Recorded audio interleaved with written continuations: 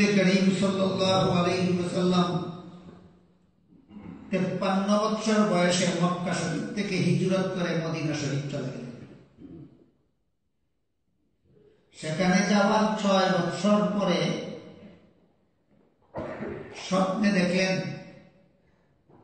সাহাবায়ে কেরামদেরকে সাথে নিয়ে উমরা হজ পালন করার জন্য এসেছেন এবং উমরা হজ সমাপ্ত করার পর তারা মাথা মুন্ডন করতেছেন, চুল কর্তন করতেছেন। 53 বছর বয়সে যদি মদিনা শরীফে গিয়ে থাকেন, আরো 6 বছর পরে যদি এই স্বপ্ন দেখে থাকেন, তাহলে 53 আর 6 59 বছর বয়সে আল্লাহ রাসূল মদিনা শরীফে থাকাকালীন স্বপ্ন দেখে। এই সময়ে মক্কা শরীফ পরিপূর্ণভাবে মূর্তি পূজারীদের জন্য। কাবা ঘরের ভিতরে তারা বিভিন্ন রকমের মূর্তি সাজাইয়া রাখে। এই স্বপ্ন যখন আল্লাহ রাসূল সাহাবায়ে কেরামের মধ্যে বর্ণনা করলেন, তখন সাহাবায়ে কেরাম বললেন, নবীগণের স্বপ্ন তো শতকরা 100% সত্য। নবীগণের স্বপ্ন 100% সত্য। কাজে আপনি যা স্বপ্নে দেখেছেন তা তো সম্পূর্ণ সত্য। আমাদেরকে নিয়ে চলুন উমরা হজ পালন করতে। তাই রাসূল করিম সাল্লাল্লাহু আলাইহি ওয়াসাল্লাম সাহাবায়ে কেরামের আবদার রক্ষা করিয়া প্রায় ১৫০০ মুসলমানদেরকে নিয়ে মদিনা শরীফ থেকে মক্কা শরীফ রওনা হইলেন উমরা হজ করতে। মক্কাবাসী সংবাদ পাইয়া মক্কা থেকে 19 মাইল দূরে হুদাইবিয়া নামক স্থানে বাধার সৃষ্টি করে বলল, তোমাদেরকে মক্কায় প্রবেশ করতে দেওয়া হবে না। তারা বললেন যে তোমরা আমাদেরকে বহুদিন নির্যাতন করেছ, আমাদের বাড়ি ঘর বিষয় সম্পত্তি সব দূরে দখল করে আমাদেরকে দেশ থেকে বিতাড়িত করেছ। এইগুলি উদ্ধার করার জন্য আমরা আসি। আমাদের যে সমস্ত বাড়ি ঘর তোমরা দখল করেছ সেইগুলি আমরা আবার দখল করার জন্য আসি না, এগুলি তোমাদের দখলেই থাকবে। আমরা শুধু আল্লাহর ঘরের তোয়াফ জিয়ারত করে আবার মদিনা শরীফে চলে যাব। এই কথা বলায় তারা রাজি হইল মুসলমানদেরকে মক্কায় প্রবেশ করতে দিবে, তবে একটা চুক্তি সম্পন্ন করতে হবে, একটা সন্ধি চুক্তি করতে হবে। তারা সন্ধি চুক্তির প্রস্তাব করল যে এই সন্ধির মাধ্যমে তাদেরকে মক্কায় প্রবেশ করতে দেওয়া হবে। মুসলমানগণ মদিনা শরীফ থেকে এসেছেন শুধুমাত্র উমরা হজ পালন করার জন্য। এই কথাটা মক্কাবাসীকে জানাবার জন্য হযরত রাসূল করিম সাল্লাল্লাহু আলাইহি ওয়াসাল্লাম হুদাইবিয়া থেকে হযরত উসমান রাদিয়াল্লাহু তাআলা আনহুকে মক্কায় পাঠালেন। তিনি মক্কায় গিয়া সর্দারদের সাথে দেখা করে এই প্রস্তাব করলেন। এদিক দিয়া একটা গুজব রটাইয়া দেওয়া হইল যে মক্কাবাসী হযরত উসমানকে শহীদ করে ফেলেছে। এই সংবাদ এটা সঠিক ছিল। হযরত উসমান রাদিয়াল্লাহু তাআলা আনহুকে মক্কাবাসী শহীদ করে ফেলেছে সংবাদ পাইয়া আল্লাহর রাসূল এই ১৫০০ সাহাবায়ে কেরামের কাছ থেকে শপথ নিলেন যে এটা আন্তর্জাতিক আইনের লঙ্ঘন। কোন যুগে দুনিয়ার কোন দেশের আইনে এই ব্যবস্থা নাই যে একজন প্রস্তাবকারীকে হত্যা করে ফেলবে, দূতকে হত্যা করে। উসমানকে রাসূল দূত বানাইয়া পাঠাইছেন মক্কাবাসীর কাছে। তারা কেন হত্যা করলো? এটার প্রতিশোধ নেওয়ার জন্য তারা মক্কাবাসীর সাথে যুদ্ধ করবেন এই মর্মে তারা সমস্ত সঙ্গী সাথীরা রাসূলের কাছে শপথ গ্রহণ করলেন। পরবর্তীতে দেখা গেল খবর এটা ভুল খবর ছিল। মক্কাবাসী হযরত উসমানকে হত্যা করেনি, বরং তারা উসমানকে সাথে নিয়ে আসলো এই শর্ত পালন করার জন্য যে ঠিক আছে, আপনারা যদি উমরা হজ পালন করে চলে যান তাহলে আপনাদেরকে আমাদের সাথে সন্ধি চুক্তিতে আবদ্ধ হবে। এই শর্তে আল্লাহ রাসূলও তাদের সাথে সন্ধি চুক্তিতে আবদ্ধ হওয়ার মাধ্যমে মক্কায় প্রবেশ করতে রাজি। অনেক আলোচনা পর্যালোচনার মাধ্যমে সিদ্ধান্ত হইল হুদায়বিয়া নামক স্থানে বসে যেহেতু এই চুক্তিটা হয়েছিল, এই কারণে ইসলামের ইতিহাসে এটাকে হুদায়বিয়ার সন্ধি চুক্তি বলা হয়। অনেক আলোচনা পর্যালোচনা ক্রমে সিদ্ধান্ত হইল যে এই হুদায়বিয়ার সন্ধির চুক্তির মেয়াদ হবে 10 বছরের। এই চুক্তির মধ্যে উভয় পক্ষ থেকে যে শর্ত সরাই দেওয়া হবে এইগুলি আগামী 10 বছর পর্যন্ত বলবৎ থাকবে। সামনের কথাগুলি বোঝার জন্য আপনারা একটু দয়া করে স্মরণ রাখুন, ঐতিহাসিক হুদায়বিয়ার সন্ধি চুক্তির মেয়াদ ছিল কতদিন? 10 বছর। এই 10 বছরের মেয়াদের ভিতরে কুরাইশ বংশের লোকেরা মক্কায় নিরাপদে মূর্তির পূজা করবে, কোন মুসলমান বাধা দিতে পারবে না। এই 10 বছরের মেয়াদের ভিতরে মুসলমানেরা মদিনায় নিরাপদে ইসলাম ধর্ম পালন করবে, কেউ বাধা দিতে পারবে না। মক্কাবাসী মূর্তি পূজারীরা নিরাপদে মদিনায় গিয়া চলাফেরা করতে পারবে, কোন মুসলমান হামলা করতে পারবে না। মদিনার মুসলমানেরা নিরাপদে মক্কায় এসে চলাফেরা করতে পারবে, কোন মূর্তি পূজারী হামলা করতে পারবে। এর ভিতর দিয়া কতগুলি শর্ত তারা ঢুকাইয়া দিল একতরফা। এর মধ্যে একটা একতরফা শর্ত হল উল্লেখিত 10 বছরের চুক্তির মধ্যে যদি মক্কার কোন মূর্তি পূজারী মুসলমান হইয়া মদিনায় চলে যায়, তাইলে মদিনাবাসী তাকে আশ্রয় দিতে পারে না। কিন্তু মদিনার কোন মুসলমান যদি ইসলাম ধর্ম ত্যাগ করে মক্কায় চলে আসে, তাহলে মক্কাবাসী অবশ্যই তাকে আশ্রয় দিবে। এই শর্তটা কি নিরপেক্ষ হইল না একতরফা? একতরফা। এই ধরনের বেশ কতগুলি একতরফা শর্ত তারা প্রয়োগ করলো, যে শর্তগুলি দেখতে দেখা যায় মুসলমানরা নতি স্বীকার করল, মুসলমানরা পরাজয় বরণ করলো, বোঝা যায় এরকম কিছু শর্ত তারা প্রয়োগ। আল্লাহ রাসূল বিনা আপত্তিতে সবগুলি শর্ত মেনে নিলেন। সর্বশেষে এই সবগুলি শর্ত সম্পন্ন চুক্তিনামাটা লেখার জন্য হযরত আলী রাদিয়াল্লাহু তাআলা আনহুর কাছে কাগজ কলম দেওয়া হলো। আলী রাদিয়াল্লাহু তাআলা আনহু ঐতিহাসিক হুদায়বিয়ার সন্ধির হেডিং লিখলেন, মক্কার কুরাইশ বংশের সর্দারদের মধ্যে এবং মুহাম্মদুর রাসূলুল্লাহর মধ্যে সম্পাদিত চুক্তিনামা। তারা বলে মুহাম্মদ নামের সাথে রাসূলুল্লাহ লিখলে এটা ক্যান্সেল হয়ে যাবে, আমরা কেউ দোষ করব না। জিজ্ঞেস করা হলো কেন? তারা বলে মুহাম্মদকে আমরা রাসূলুল্লাহ মানি না বলেই তো এত সব কিছু দরকার। কাজেই যে কাগজে মুহাম্মদ নামের সাথে রাসূলুল্লাহ লেখা হবে সেই কাগজে আমরা দস্তখত করার মানেই হবে যে আমরা মুহাম্মদকে রাসূলুল্লাহ মেনে নিলাম, হইতেই পারে না। তখন আল্লাহর রাসূল হযরত আলী রাদিয়াল্লাহু তাআলা আনহুকে বলেন, আলী, মুহাম্মদ নাম থেকে রাসূলুল্লাহ শব্দটা কেটে আব্দুল্লাহর পুত্র লেখা দাও। আব্দুল্লাহর পুত্র মুহাম্মদের মধ্যে এবং কুরাইশ বংশের মূর্তি পূজারী সর্দারদের মধ্যে সম্পাদিত চুক্তি। কারণ এই চুক্তিনামাটা হলো 10 বছর মেয়াদী। মুহাম্মদুর রাসূলুল্লাহ তো 10 বছর মেয়াদী না, তিনি চিরস্থায়ী রাসূল। কাজেই 10 বছর মেয়াদী কাগজের মধ্যে ওনার নামে রাসূলুল্লাহ লেখলেই কি আসে যায়, না লেখলেই কি আসে যায়, তবু একটা আপোষ মীমাংসা হয় না। আলী রাদিয়াল্লাহু তাআলা বলেন, মুহাম্মদ নামের সাথে কাগজের মধ্যে আমি রাসূলুল্লাহ কথাটা লিখে ফেলেছি, এখন আমার হাতের কলম দিয়া মুহাম্মদ শব্দের পাশের থেকে রাসূলুল্লাহ শব্দটা কেটে ফেলার মতো সাহস আমার।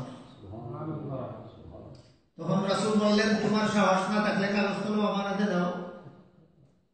হযরত আলী রাদিয়াল্লাহু তাআলা আনহুর কাছ থেকে রাসূল নিজের হাতে কাগজ কলম নিয়ে আল্লাহ রাসূল নিজের হাতে লিখলেন ঐতিহাসিক হুদাইবিয়ার সন্ধির হেডিং মক্কার কুরাইশ বংশের সর্দারদের মধ্যে এবং আব্দুল্লাহর পুত্র মুহাম্মদের মধ্যে সম্পাদিত চুক্তি নাম।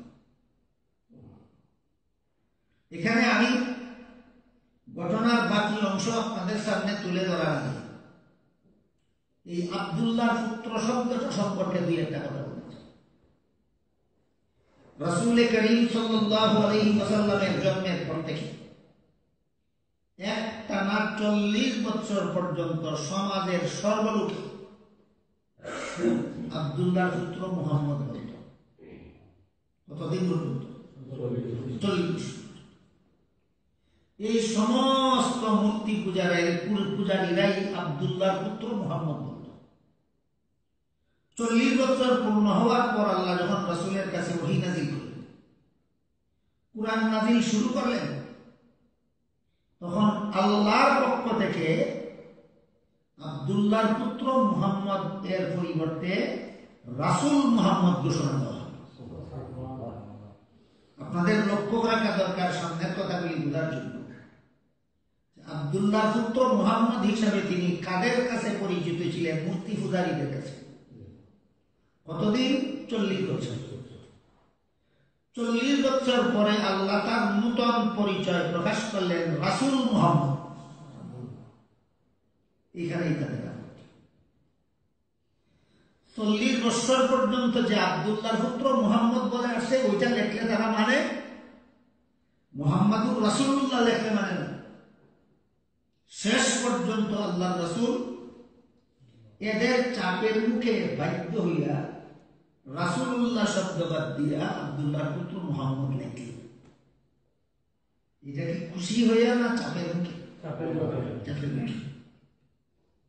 এই প্রসঙ্গে আমি আপনাদের একটা কথা স্মরণ করাইয়া দিতে চাই, সেটা হল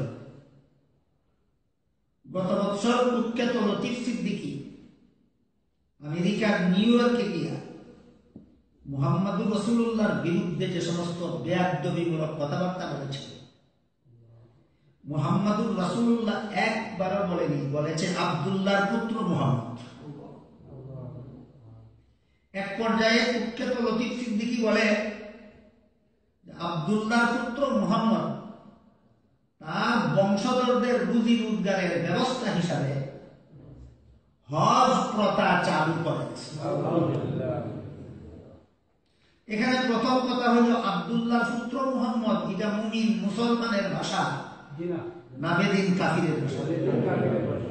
এই বেঈমান যে বেদিন কাফির ছিল এতদিন পর্যন্ত তার পেটের ভিতরে কথাটা লুকায়িত ছিল। গত বছর তার পেটের ভিতর থেকে ভাবিছে যে হ্যাঁ আগের থেকেই বেদিন কাফির। এখানে আনুষঙ্গিকভাবে আরেকটা কথা আপনাদের স্মরণ করে দিতে চাই, সেটা হল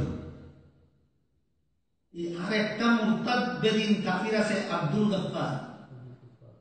এটা আমেরিকা থাকে না ইংল্যান্ডে থাকে, তারা বিদেশে থাকে।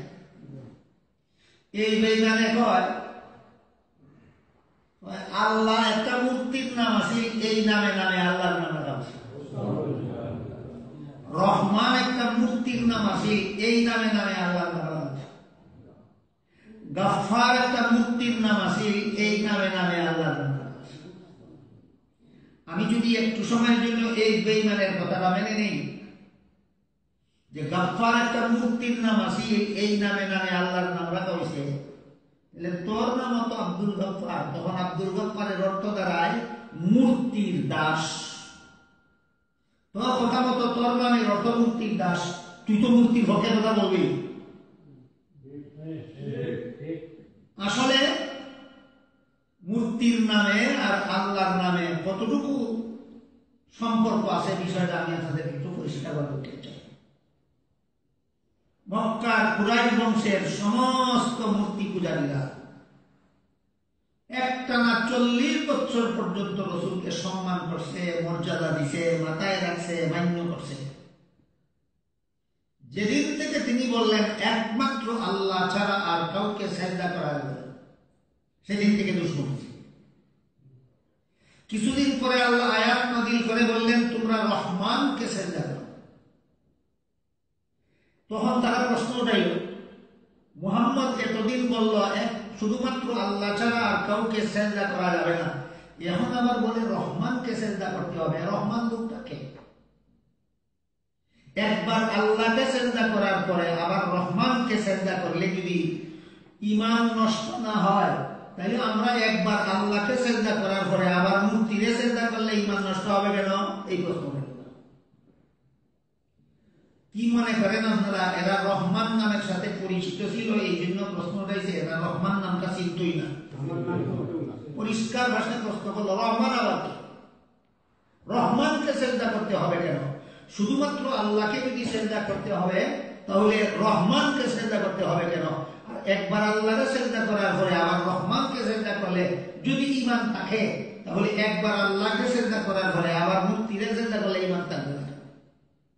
এই প্রশ্নের জবাবে আল্লাহ 30 পারা কোরআনের 114 সূরার পূর্ণ একটা সূরা নাযিল করলেন।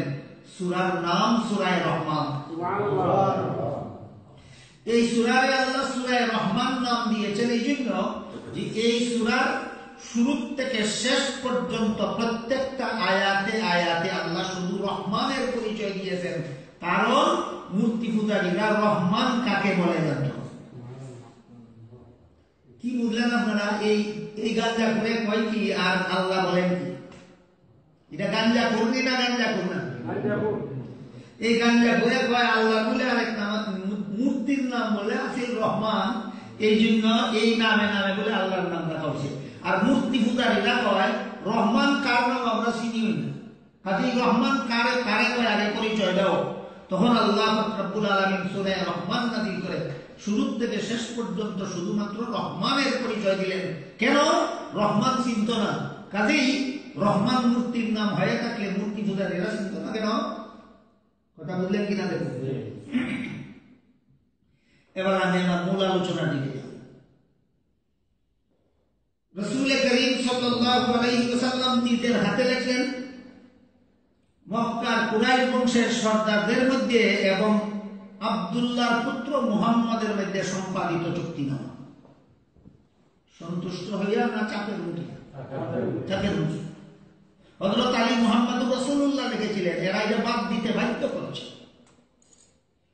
যখন মুহাম্মদ নামের সাথে রাসূলুল্লাহ লিখতে দিল না, অথচ আল্লাহ রাসূল তা মেনে নিলেন, তখন হযরত উমর ফারুক রাদিয়াল্লাহু তাআলা রাসূলের সামনে আসলেন, এসে বললেন, ও আল্লাহর রাসূল, আপনি অনুমতি দিলে আমি দুই একটা কথা জানার জন্য আপনাকে জিজ্ঞাসা করতে চাই।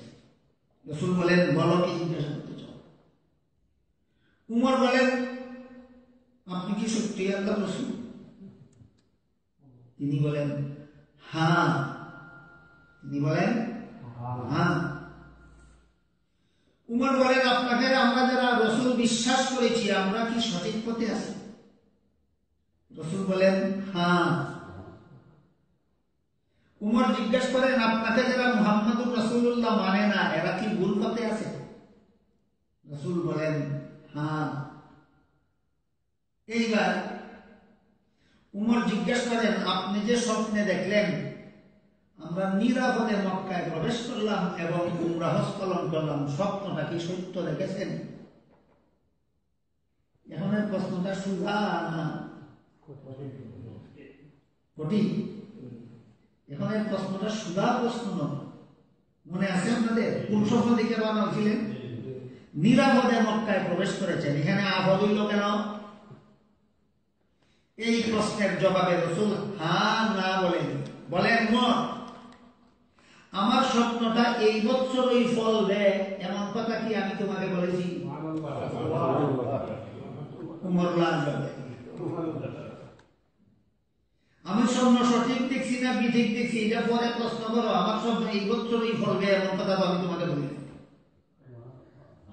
তর্কে হেরে গেলেন উমর, কিন্তু মনের দুঃখ মনেই রইল মুহাম্মদ নামের সাথে যারা রাসূলুল্লাহ লিখতে দিল না, যারা মুহাম্মদুর রাসূলুল্লাহ লিখতে দেয় না, যারা আব্দুল্লাহর পুত্র মুহাম্মদ লিখতে বাধ্য করে, এদের সাথে আপোষ মীমাংসা করার দরকার কি ছিল? 6 বছরের ভিতরে অনেকগুলি যুদ্ধ এদের সাথে হয়েছে, সবগুলি যুদ্ধে তারা পরাজিত হয়েছে। এই ঘটনার 60 বছর আগে হয়েছে বদরের যুদ্ধ। হুদাইবিয়ার সন্ধির ঘটনার 4 বছর আগে হয়েছে বদরের যুদ্ধ। 70টা মূর্তি পূজারী বদরের যুদ্ধে নিহত হইল, আরো 70টা মূর্তি পূজারী মুসলমানদের হাতে বন্দী হইল। 70 আর 70 140টা ছাড়া বাকি যেগুলি ছিল পলাইয়া জানলাছে। 60 বছর আগেই যদি এই অবস্থা হয়, তাহলে 60 বছরের ভিতরে এদের কিরকম অবস্থা হচ্ছে? কাজে অবস্থা পরিষ্কার যে যুদ্ধটা লাগলেই মুসলমানেরা অতি সহজে মক্কা দখল করতে পারে। এত সত্ত্বেও আল্লাহ রাসূল একতরফা শর্তগুলি মেনে নিয়ে সন্ধি করতে গেলেন কেন? নতি স্বীকারমূলক শর্তগুলি মেনে নিয়ে সন্ধি করতে গেলেন কেন? অপমানজনক শর্তগুলি মেনে নিয়ে সন্ধি করতে গেলেন কেন? মুহাম্মদ নামের সাথে রাসূলুল্লাহ তারা লিখতে দেন না, এদের সাথে আপোষ করার কি দরকার? প্রশ্নগুলি বুঝতে পারছেন আপনারা?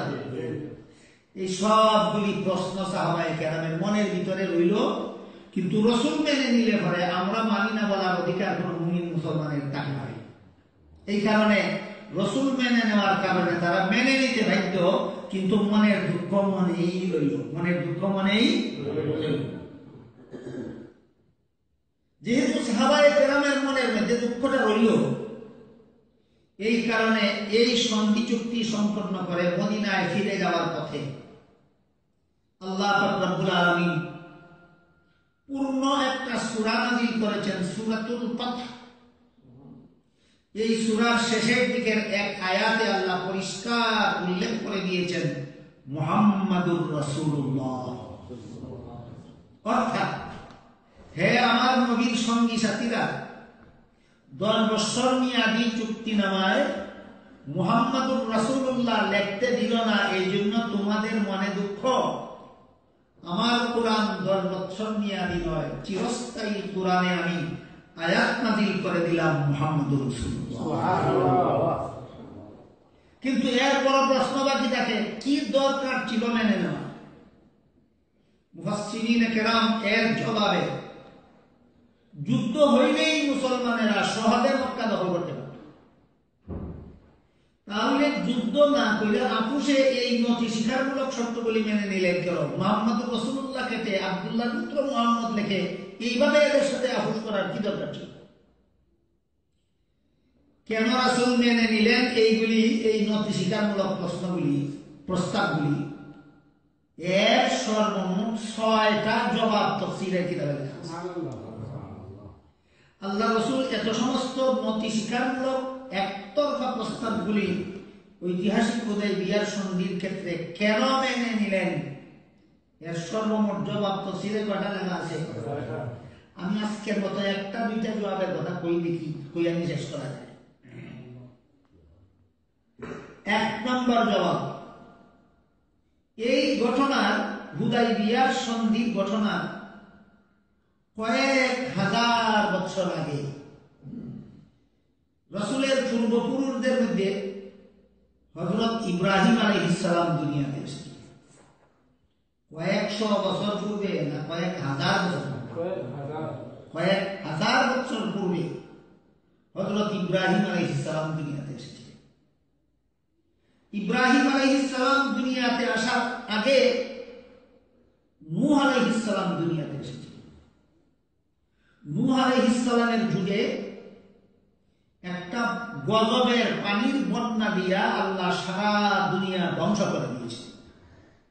সমস্ত মানুষ পশু ধ্বংস হয়ে গেছে। শুধুমাত্র নূহ আলাইহিস সালামের জাহাজে যে 40 জনকে নিয়ে তিনি আরোহণ করেছিলেন, এরাই জীবিত ছিল আর সব ধ্বংস হয়ে গেছে। এই 40 জনের মধ্যে আবার নূহ আলাইহিস সালামের 3 ছেলে ছিল। এক ছেলের নাম হাম, এক ছেলের নাম সাম, এক ছেলের নাম ইয়াফিস। হাম, সাম, ইয়াফিস, এই 3 ছেলের বংশধরেরা দুনিয়াটাকে নতুন ভাবে আবাদ করে। এই নতুন আবাদী দুনিয়ার মধ্যে নূহ আলাইহিস সালামের যুগের বন্যায় যে দুনিয়ার সমস্ত বাড়িঘর ধ্বংস হয়ে গেছিল, কাবাঘরও বিলুপ্ত হয়ে গেছিল। এই জন্য ইব্রাহিম আলাইহিস সালাম যখন দুনিয়াতে আসেন, তখন দুনিয়াতে সেই কাবাঘর আর ছিল না। গেল কোথায়? নূহ আলাইহিস সালামের বন্যার সময় যা বিলীন হয়ে গেল। স্মরণ রাখুন, নূহ আলাইহিস সালামের বন্যার সময় কাবাঘর বিলীন হওয়ার পরে দুনিয়াতে ইব্রাহিম আলাইহিস সালাম আসলেন। আইসা কি কাবাঘর পাইলেন না বিলুপ্ত? কাবাঘর বিলুপ্ত। এমত অবস্থায় ইব্রাহিম আলাইহিস সালামের প্রথম ছেলে ইসমাঈল যখন তরুণ বয়সের হইল, তখন আল্লাহ রাব্বুল আলামিন ইব্রাহিম আলাইহিস সালামকে নির্দেশ দিলেন, আপনার ছেলে ইসমাঈলকে নিয়ে কাবাঘরকে নতুন ভাবে নির্মাণ করুন। ইব্রাহিম আলাইহিস সালাম তার তখনই একমাত্র ছেলে ছিলেন ইসমাঈল। ইব্রাহিম আলাইহিস সালামের একমাত্র ছেলে তখন ছিলেন যখন আল্লাহ কাবাঘর নির্মাণ করার নির্দেশ দিলেন। ইব্রাহিম আলাইহিস সালামের দ্বিতীয় ছেলে ইসহাক আলাইহিস সালামের জন্ম আরো পরে হয়েছিল। বুঝে থাকে বলুন তো, ইব্রাহিম আলাইহিস সালাম যখন কাবাঘর নির্মাণ করেন তখন তার ছেলে কতজন ছিলেন? তিনি ছিলেন হযরত ইসমাঈল। ইব্রাহিম আলাইহিস সালাম ছেলে ইসমাঈলকে নিয়ে কাবাঘর নির্মাণ কাজ সমাপ্ত করার পর পিতা পুত্র দুইজন মিলে আল্লাহর কাছে কতগুলি দোয়া করেছিলেন। ওই সমস্ত দোয়া যে আয়াতগুলিতে আল্লাহ উল্লেখ করেছেন, এর মধ্যে দুইটা আয়াত আমি আপনাদের সামনে দিলাম। এক আয়াতে আল্লাহ বলেন, তারা দোয়া বলেছিলেন, রব্বানা ওয়াজআলনা মুসলিমাইনি লাকা ওয়া মিন যুররিয়্যাতিনা উম্মাতাম মুসলিমাতাল লাক ওয়া আরিনা মানাসিকানা ওয়া তুব আলাইনা ইন্নাকা আনতাত তাওয়াবুর রহিম। এর অর্থ হলো, ইব্রাহিম আলাইহিস সালাম তার ছেলে ইসমাঈলকে নিয়ে কাবাঘর নির্মাণ সমাপ্ত করার পর আল্লাহর কাছে দোয়া করে বললেন, হে আল্লাহ, আমি ইব্রাহিম এবং আমার ছেলে ইসমাঈল আমাদের দুজনকে আপনি মুসলিম হিসাবে কবুল করুন। এখানে মুসলিম শব্দটা আবিরানি করতে ব্যবহার করা হয়েছে, আত্মসমর্পণকারী। আমার মতে মত নয়, আল্লাহর মতে মত। আমার পথে পথ নয়, আল্লাহর পথে পথ। আমার কথায় কথা নয়, আল্লাহর কথায় কথা। যে মানতে পারে তাকে মুসলিম বলা হয়। এই মুসলিম শব্দের আবিধানিক অর্থটাও আমাদের ভালো রকম জানা এবং স্মরণ রাখা দরকার। মুসলিম শব্দের শাব্দিক অর্থ হলো আত্মসমর্পণকারী, যে নিজেকে নিজে কমপ্লিটলি সারেন্ডার করে তার একজন মুসলিম। বলুন তো, কার কাছে কমপ্লিটলি সারেন্ডার করলে মুসলিম হওয়া যায়?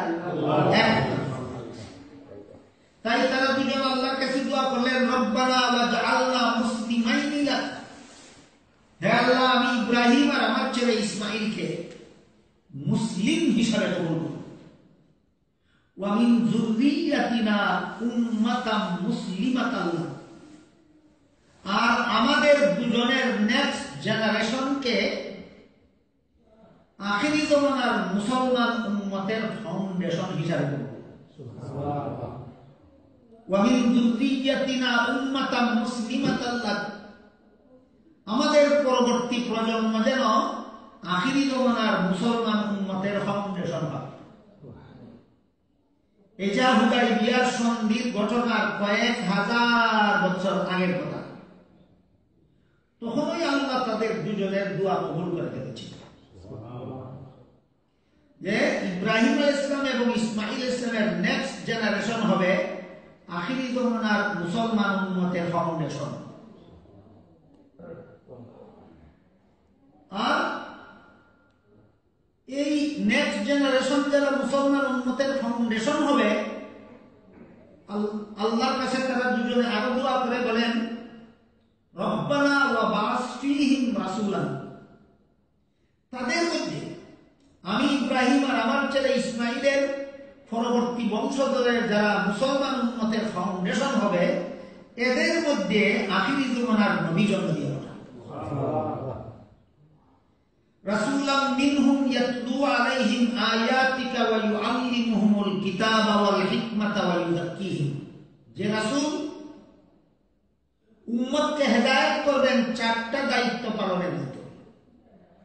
এক নম্বর, উম্মতকে কোরআনের সহি শুদ্ধ তিলাওয়াত শোনাবেন।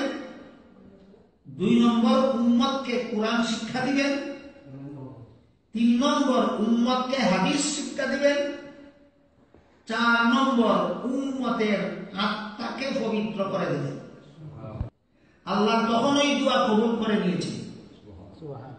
এই জন্য আখিরি জমানার নবী মুহাম্মদুর রাসূলুল্লাহ সাল্লাল্লাহু আলাইহি ওয়াসাল্লামকে আল্লাহ কুরাইশ বংশে জন্ম দিয়ে পাঠালেন। কারণ কুরাইশ বংশের লোকেরাই ছিল ইব্রাহিম এবং তার ছেলে ইসমাইলের নেক্সট জেনারেশন। কুরাইশ বংশের লোকেরাই ছিল, তারা দুইজনের আওলাদ। হাজার হাজার বছর আগে দোয়া করলেন আমাদের আওলাদে যেন আখিরি জমানার নবী জন্মগ্রহণ করেন। তখনই দোয়া কবুল হয়ে গেল। এই জন্য হাজার হাজার বছর পরে আল্লাহ এই নবীকে এই বংশে জন্ম দিয়া পাঠাইলেন, কুরাইশ বংশে জন্ম দিয়া পাঠাইলেন। কারণ কুরাইশ বংশের লোকেরাই ছিল ইব্রাহিমের নেক্সট জেনারেশন, ইসমাইলের নেক্সট জেনারেশন। এই যে বংশের মধ্যে মুহাম্মদুর রাসূলুল্লাহ জন্মগ্রহণ করবেন, এই বংশের লোকদের ব্যাপারে তারা কি দোয়া করেছিলেন? ওয়ামিন যুররিয়াতিনা উম্মাতাম মুসলিমাতাল লাক, উম্মতে মুসলিমার ফাউন্ডেশন হবে এরা। কারা? কুরাইশ বংশের লোকেরা। কুরাইশ বংশের লোকেরা হবে মুসলমান উম্মতের ভিত্তি। এই দোয়া তখনই করেছিলেন, আল্লাহ তখনই মঞ্জুর করে ফেলেছিলেন। তারপরে যখন আল্লাহ কুরাইশ বংশে তাদের দোয়া মতে এই নবী জন্ম দিয়া পাঠাইলেন, কুরাইশ বংশের লোকেরা ইসলাম ধর্মের ফাউন্ডেশন হলো না ইসলামের কথা বলার কারণে নবীকে দেশান্তর করে দিল? দোয়া কিন্তু তখনই মঞ্জুর হয়ে গেছে। স্মরণ রাখুন কথা। কুরাইশ বংশের লোকেরা হবে মুসলমান উম্মতের ফাউন্ডেশন। কয়েক হাজার বছর আগে তারা দোয়া করেছেন, আল্লাহ দোয়া কবুলও করেছেন। বাস্তবে কি দেখতে পাই? এই যে কুরাইশ বংশের লোকেরা মুসলমান উম্মতের ফাউন্ডেশন হওয়ার কথা, এরা নিজেরা মুসলমান হবে দূরের কথা, মুসলমান হওয়ার দাওয়াত দেওয়ার কারণে নবীকে তারা দেশান্তর করে দেয়। নবী এদের সমাজ থেকে বিদায় হয়ে, মক্কা থেকে বিদায় হয়ে মদিনা শরীফে যেখানে গিয়ে আশ্রয় পাইলেন, তাকে যারা আশ্রয় দিল এরা ছিল আউস বংশের এবং খাজরাজ বংশের। নবী হইলেন কুরাইশ বংশের। কুরাইশ বংশের লোকেরা তারা মূল্যায়ন করলো না বিতাড়িত করলো? আশ্রয় দিল যারা, তারা কুরাইশ বংশের লোক না আউস এবং খাজরাজ বংশের লোক? মদিনার আউস এবং খাজরাজ বংশের। উমরা হজ পালন করার জন্য এসেছিলেন আউস আর খাজরাজ বংশের লোকদেরকে সাথে নিয়ে। হুদাইবিয়ার ক্ষেত্রে যদি যুদ্ধ করলেই মক্কা মুসলমানদের দখলে চলে যায়, কুরাইশ বংশের মূর্তি পূজারীরা ধ্বংস হয়ে যায়, বাস্তব। কিন্তু আল্লাহ রাসূল এখানে যুদ্ধের পথ পরিহার করে নতি স্বীকারমূলক প্রস্তাবগুলি মেনে নিয়ে সন্ধির পথে গেলেন। কেন? কারণ যুদ্ধটা লাগলেই কুরাইশ বংশের লোক মুসলমান উম্মতের ফাউন্ডেশন হতে পারে না, আউস আর খাজরাজ বংশের লোকের হাতে ধ্বংস হয়। বলেন রাসূলের সঙ্গী সাথীরা কারা? কোন বংশের লোক ছিল? আউস আর খাজরাজ বংশের লোক। যুদ্ধ লাগলে কারা জয়ী হইতো? কুরাইশ বংশ জয়ী হইতো না আউস আর খাজরাজ বংশ জয়ী হইতো? এরা আউস আর খাজরাজ বংশের হাতে কুরাইশ বংশ ধ্বংস হয়ে যেত চিরকালের জন্য। এরা কি ধ্বংস হওয়ার দোয়া ইব্রাহিম মঞ্জুর করে গেছিলেন, না এরা মুসলমান উম্মতের ফাউন্ডেশন হওয়ার দোয়া মঞ্জুর করে গেছিলেন? এই কারণে এরা যেন ধ্বংস হয়ে না যায়, এরাই হবে মুসলমান উম্মতের ফাউন্ডেশন। এই জন্য আল্লাহ রাসূল এদের দেওয়া একতরফা প্রস্তাবগুলি মেনে নিয়ে, নতি স্বীকারমূলক প্রস্তাবগুলি মেনে নিয়ে যুদ্ধের পথ পরিহার করে আপুসের পথে, সন্ধির পথে তার রাসূল অগ্রসর।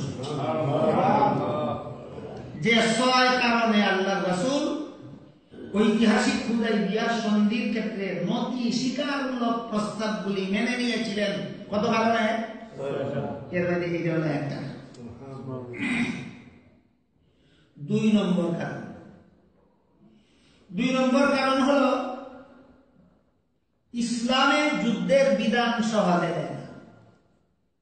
যেমন ভাবে কোন ডাক্তার অতি সহজে কোন রোগীকে অপারেশন করতে চায় না।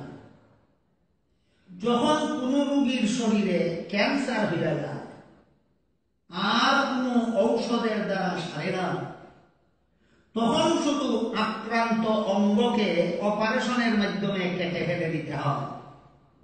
ঠিক তেমনি ভাবে যখন কোন মানুষের সমাজে সন্ত্রাস বিস্তার লাভ করে, এই সন্ত্রাস ওয়াজের দ্বারা, নসিহতের দ্বারা, উপদেশের দ্বারা, বুঝানির দ্বারা নির্মূল হয় না, একমাত্র যুদ্ধের দ্বারা নির্মূল হয়। কাজেই ইসলামে যে যুদ্ধের বিধান দিয়েছে, সাধারণ অপরাধের ক্ষেত্রে যুদ্ধ না, সন্ত্রাসের মতো অপরাধের ক্ষেত্রে যুদ্ধ। সন্ত্রাসের মতো অপরাধের ক্ষেত্রে কোন মুসলমান যদি বেনামাজি হইয়া যায়, জাহান্নামের ভয় দেখাইয়া তারে নামাজি বানানো যায়। কোন মুসলমান যদি বেরোজাদার হইয়া যায়, জান্নাতের কথা বলে তাকে রোজাদার বানানো যায়। কিন্তু কোন মানুষ যদি সন্ত্রাসী হইয়া যায়, না জান্নাতের কথা শুনতে চায় না জাহান্নামের কথা শুনতে চায়, তখন তার সাথে যুদ্ধ করা ছাড়া এই যা দমন করার আর কোন পথ বাকি থাকে। কাজে মুফাসসিরিনে কেরাম তাফসীরের কিতাবে লেখেন, মানুষের সমাজটা হলো একটা শরীরের মতো, আর সন্ত্রাস হলো এই শরীরের ক্যান্সারের মতো। ইসলামের যুদ্ধ হলো অপারেশনের মতো।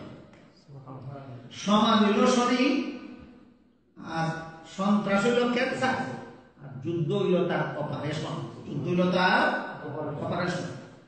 বুঝে থাকলে বলুন তো, যে কোন রোগীকে অপারেশন করতে হয় না মারাত্মক রোগে আক্রান্ত হলে?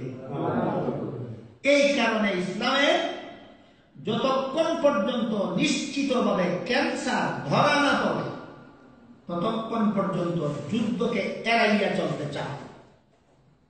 এই শিক্ষা দেওয়ার জন্য হুদায়বিয়ার সন্ধির ক্ষেত্রে আল্লাহ রাসূল যুদ্ধের পথ পরিহার করে সন্ধির পথ অবলম্বন করেছেন। এগুলি অবশ্যই বর্তমান সমাজের মুসলমানদের ভালো রকম বোঝায় এবং স্মরণ রাখা দরকার। ইসলাম কোন সময় যুদ্ধ অনুমোদন করে? যখন ক্যান্সারের আর কোন চিকিৎসা না থাকে। ডাক্তার যেভাবে ক্যান্সারের আর কোন চিকিৎসা না থাকা অবস্থায় অপারেশন করতে বাধ্য হয়, ঠিক তেমনি ভাবে ইসলাম সন্ত্রাসকে নির্মূল করার আর কোন উপায় না থাকা অবস্থায় যুদ্ধের অনুমোদন করে। রাসূল সাল্লাল্লাহু আলাইহি ওয়াসাল্লাম দূরদৃষ্টির দ্বারা দেখলেন যে এদেরকে যুদ্ধ ছাড়াই সংশোধন করা যাবে। ওই দিন বেশি দূরে নয়, আজকে যারা মুসলমানের নবীকে দেশান্তর করলো, আগামীকাল এরাই মুসলমানদের নবীকে মাথায় বরণ করে দেবে। এটা আল্লাহ রাসূল দেখতেছিলেন। এই জন্য এখানে যুদ্ধ ছাড়াই এখানে চিকিৎসাটা চলতে পারে। এই জন্য রাসূল কারীম সাল্লাল্লাহু আলাইহি ওয়াসাল্লাম হুদায়বিয়ার সন্ধির ক্ষেত্রে যুদ্ধের পথ পরিহার করে সন্ধির পথ গ্রহণ করে। সন্ধি চুক্তি সম্পন্ন হয়ে গেল। আরো চেষ্টা কারণ তফসিরের কিতাবে লেখা আছে। সবগুলি তো একদিনে বলা যায় না, সময় সুযোগ থাকে। আজকের মতো দুইটা কারণ হলো, একটা হলো হাজার হাজার বছর আগেই এদেরকে যুদ্ধের মাধ্যমে ধ্বংস না করে এদেরকে মুসলমান উম্মতের ফাউন্ডেশন বানানোর কথা মন্ত্র হয়ে গেছে। আল্লাহ রাসূল ওহীর মাধ্যমে তা জানতে পেরেছেন। এই জন্য এখানে যুদ্ধের পথ পরিহার করে সন্ধির পথে অগ্রসর হচ্ছে। পরবর্তীতে যখন মক্কাবাসী বিনা যুদ্ধে মুসলমান হয়ে গেল, মক্কাবাসী না কারা? কুরাইশ বংশের লোকেরা। মক্কাবাসী কোন ধর্মাবলম্বীরা? মূর্তি পূজারীরা। হুদায়বিয়ার সন্ধির 2 বছর পরে সমস্ত মক্কাবাসী বিনা যুদ্ধে ইসলাম গ্রহণ করে মুসলমান হয়ে গেল। হুদায়বিয়ার সন্ধির 2 বছর পরে মক্কা মুসলমানের দখলে আসলো না? যুদ্ধের মাধ্যমে না সন্ধির মাধ্যমে? সন্ধির মাধ্যমে মক্কা মুসলমানের দখলে। যেখানে সন্ধির মাধ্যমে মানুষ ইসলাম গ্রহণ করতে পারে, মানুষ মুসলমান হতে পারে, যেখানে সন্ধির মাধ্যমে মানুষের ঈমান আমল সমৃদ্ধ হতে পারে, এখানে যুদ্ধকে ইসলাম এড়াইয়া চলাকেই পছন্দ করে। মক্কাবাসী যখন 2 বছরের পরে মুসলমান হইল, তখন এই মক্কার কুরাইশ বংশের লোকেরা যারা মুসলমান হইল, তারাই হলো গোটা মুসলমান উম্মতের ফাউন্ডেশন। তারাই হলো গোটা মুসলমান উম্মতের ফাউন্ডেশন।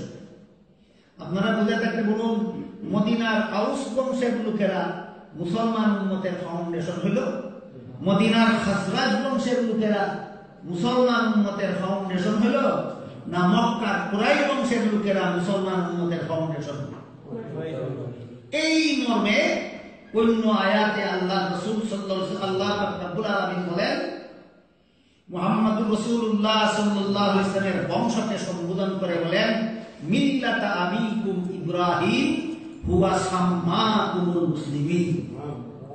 এটা তোমাদের বাবা ইব্রাহিমের ধর্ম। এখানে তোমাদের বলতে ডাইরেক্ট সম্বোধন করা হয়েছে কুরাইশ বংশের লোকদেরকে, আর ইনডাইরেক্ট সম্বোধন করা হয়েছে গোটা মুসলমান উম্মতকে। ইব্রাহিম আলাইহিস সালাম কুরাইশ বংশের বংশগত বাবা, আর ইব্রাহিম আলাইহিস সালাম গোটা মুসলমান উম্মতের রূহানি বাবা। কাজে ইব্রাহিম আলাইহিস সালামকে মুসলিম জাতির পিতা বলা হয়েছে এই আয়াতে। দুই ব্যাখ্যা মতো, একটা হলো কুরাইশ বংশের বংশগত বাবা, আর একটা হলো গোটা মুসলমান উম্মতের রূহানি বাবা। কথাটা বুঝতে পেরেছেন? আল্লাহ কোরআনে ইব্রাহিম আলাইহিস সালামকে আমাদের জাতির পিতা এই আয়াতে বললেন কিনা? মুসলমান জাতির পিতা বললেন কিনা? বললেন।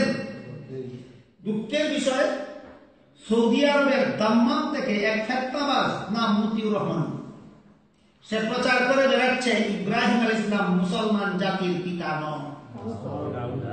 কোরআনের সহি ব্যাখ্যা না মন গড়া ব্যাখ্যা করে বেড়াচ্ছে, কোরআনের মন গড়া ব্যাখ্যা করে বেড়াচ্ছে। আল্লাহ বলেন ইব্রাহিম তোমাদের জাতির পিতা, একা ইব্রাহিম আমাদের জাতির পিতা। আমি ব্যাখ্যা আপনাদেরকে বলেছি দুইটা ব্যাখ্যা, এক হলো কুরাইশ বংশের পিতা হইল, কুরাইশ জাতির পিতা হইল বংশগত, আর মুসলমান জাতির পিতা হইল ধর্মীয়। কথা বললেন কিনা? ইব্রাহিম ইসলাম কুরাইশ বংশের কেমন পিতা? বংশগত পিতা। ইব্রাহিম ইসলাম সমস্ত মুসলমান উম্মতের কেমন পিতা? ধর্মীয় পিতা, আধ্যাত্মিক পিতা, রুহানি পিতা, জাতির পিতা, মুসলিম জাতির পিতা হযরত ইব্রাহিম আলাইহিস সালাম। সন্ধি চুক্তি সম্পন্ন হইল। সন্ধি চুক্তি সম্পন্ন করার পরে রাসূল করিম সাল্লাল্লাহু আলাইহি ওয়াসাল্লাম মদিনার পথে রওনা হইয়া কিছু দূরে গিয়া তানঈম নামক পাহাড়ের নিচে রাত্রি যাপন করলেন। শেষ রাত্রে তাহাজ্জুদের নামাজে দাঁড়াইছিলেন রাসূল সমস্ত সাহাবায়ে কেরামদেরকে। কতজন তারা? প্রায় 150, প্রায় 1,500। বেঈমান কাফিরেরা জানে যে মুহাম্মদ এবং তার সঙ্গী সাথীরা, তারা তো রাসূলুল্লাহ মানে না, রাসূলুল্লাহ লেখলে দস্তখত করে। তারা জানে মুহাম্মদ এবং তার সঙ্গী সাথীরা শেষ রাতে তাহাজ্জুদের নামাজে দাঁড়ায়। এই সুযোগে হামলা করলে এক হামলায় তাদের সবাইকে ধ্বংস করে দেওয়া যাবে। মাত্র হুদায়বিয়ার সন্ধি সম্পন্ন হইল, বিদায়ের হতেই শেষ রাত্রে তাহাজ্জুদের নামাজরত অবস্থায় 80টা বিশ্বাসঘাতক কুরাইশ বংশের তাহাজ্জুদের নামাজের মধ্যে রাসূল এবং তার সঙ্গী সাথীদের উপর হামলা করছে। রাসূলের সাহাবায়ে কেরাম 80টা সন্ত্রাসীর 80টাকেই গ্রেফতার করে রাসূলের সামনে হাজির দিলেন। হুজুরেরা আমাদের তাহাজ্জুদের নামাজে সবাই নামাজের মধ্যে হামলা করছে, অথচ দস্তখত করেছে আগামী 10 বছরের ভিতরে মক্কার কোনো মানুষ মদিনার কোনো মুসলমানের উপর হামলা করতে পারবে না। চিন্তা করে দেখেন বেঈমান জাতি কত বড় বিশ্বাসঘাতক হয়। আপনারা এখন কিতাবের নেওয়ার কি বিচার হইতো? হাসি। আল্লাহ রাসূল সাল্লাল্লাহু আলাইহি ওয়াসাল্লাম এরা যেমন ভাবে ওয়াদা করছে চুক্তির মাধ্যমে যে আগামী 10 বছরের ভিতরে আমাদের উপর কোনো হামলা করবে না, আমিও তো ওয়াদা করছি আগামী 10 বছরের ভিতরে এদেরকে কোনো আঘাত করবো না। এরা বিশ্বাসঘাতকতা করেছে, এই জন্য আমিও বিশ্বাসঘাতকতা করতে পারি। বেকসুর খালাস। এইটা ছিল মুহাম্মদুর রাসূলুল্লাহর চরিত্র, এইটা ছিল মুহাম্মদুর রাসূলুল্লাহর আইন, মুহাম্মদুর রাসূলুল্লাহর ল। বেঈমান বিশ্বাসঘাতক হতে পারে, মুমিন মুসলমান বিশ্বাসঘাতক হতে পারে না। এইভাবে তারা হুদায়বিয়া সন্ধি চুক্তি সম্পন্ন করার পর থেকেই চুক্তি বিরোধী কার্যকলাপে লিপ্ত হয়। দফায় দফায় কয়েকটা চুক্তি বিরোধী কাজ যখন রাসূলের কাছে ধরা পড়লো 2 বছরের ভিতরে, 2 বছরের মাথায় আল্লাহ রাসূল এইবার মক্কায় রওনা হইলেন 10,000 মুসলমান। এখন কতজন মুসলমান নিয়ে রওনা হইলেন? 6ষ্ঠ হিজরিতে এসেছিলেন একবার 1,500 মুসলমান নিয়ে। হুদায়বিয়ার ক্ষেত্রে সন্ধি হয়েছিল, সন্ধিতে যারা একতরফা শর্ত আরোপ করেছিল লঙ্ঘন তারাই করলো, যারা একতরফা শর্ত দিয়েছিল লঙ্ঘন তারাই করলো। দফায় দফায় চুক্তি লঙ্ঘন রাসূলের কাছে ধরা পড়ার কারণে 2 বছর পরে 10,000 মুসলমান নিয়ে মদিনার থেকে আল্লাহ রাসূল মক্কার দিকে রওনা হলেন। মক্কায় পৌঁছার পরে মক্কাবাসীর সাহস হইল না অস্ত্র নিয়ে মুসলমানদের সামনে মোকাবেলার জন্য। আল্লাহ রাসূল সাহাবায়ে কেরামের দ্বারা ঘোষণা করাইলেন, যে ব্যক্তি নিজের ঘরের ভিতরে দরজা বন্ধ করে বসে থাকে তার উপর হামলা করা হবে। যে ব্যক্তি অমুক নেতার ঘরে আশ্রয় নিবে, তমুক নেতার ঘরে আশ্রয় নিবে, অমুক নেতার ঘরে আশ্রয় নিবে, তাকে হামলা করা হবে। যে ব্যক্তি হরম শরীফে আশ্রয় নিবে তাকে হামলা করা হবে না। আঙ্গুলে গোনার মতো কয়েকজন ছাড়া বাকি সবাই রাসূলের কথা মতো বিভিন্ন ঠিকানা আশ্রয় নিল। সবচেয়ে বেশি কুরাইশ বংশের মক্কাবাসীরা হরম শরীফে আসলো। আল্লাহ রাসূল সাল্লাল্লাহু আলাইহি ওয়াসাল্লাম হরম শরীফে ঢুকিয়া কুরাইশ বংশের মূর্তি পূজারীদেরকে জিজ্ঞেস করলেন, আমি হিজরত করে মদিনা শরীফ যাওয়ার আগে 13টা বছর পর্যন্ত কি পরিমাণ জুলুম অত্যাচার তোমরা আমাকে করেছ মনে আছে? মনে আছে। আজকে তোমরা আমার কাছ থেকে কি আশা করো?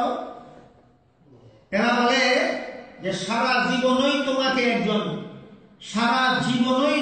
একজন সম্ভ্রান্ত ব্যক্তি হিসাবে আমরা পেয়েছি, আজকেও তোমাকে আমরা একজন সম্ভ্রান্ত ব্যক্তি হিসাবে পেতে চাই।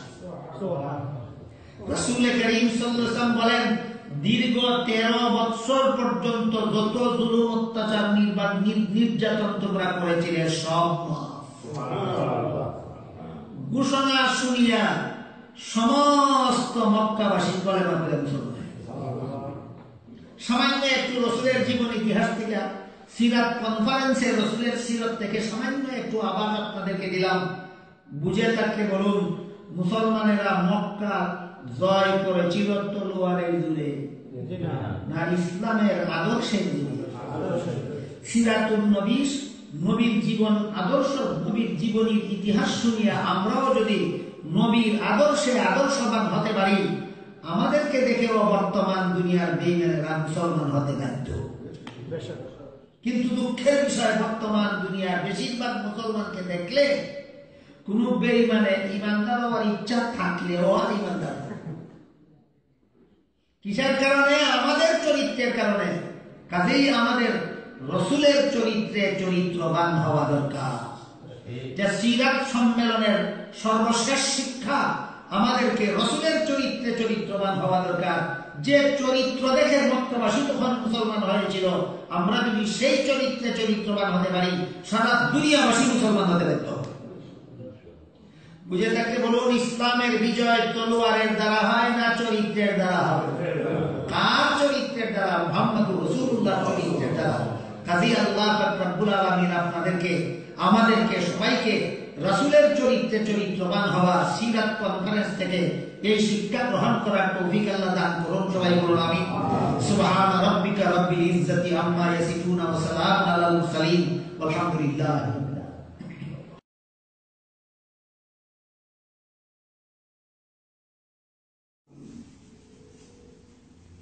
আল্লাহরে যারা বিশ্বাস করে, আল্লাহর বিধান যারা বিশ্বাস করে, আল্লাহর নবী যারা বিশ্বাস করে, নবীর তরিকা যারা বিশ্বাস করে, তার নাম মুমিন। না হইয়া যদি সওয়াবের নাম করে, উদনই করা হইতো না, বাড়ি হওয়া আর হালকা হওয়া তো দূরে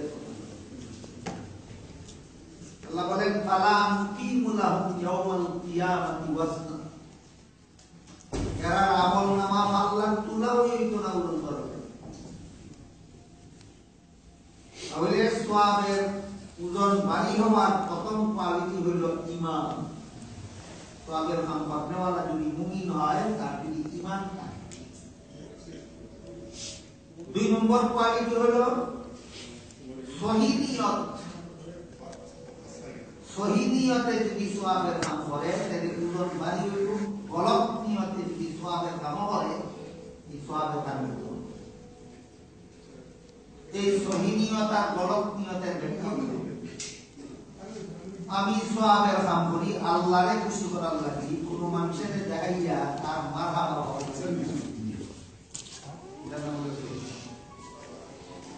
কেউ যদি নামাজ পড়ে এই নিয়তে যে মানুষে আমারে দেবক, আমি নামাজ পড়ি দেখি আমারে নওয়াজি করব, আমি হজ করি মানুষে দেখি আমারে হাদিস আপনি,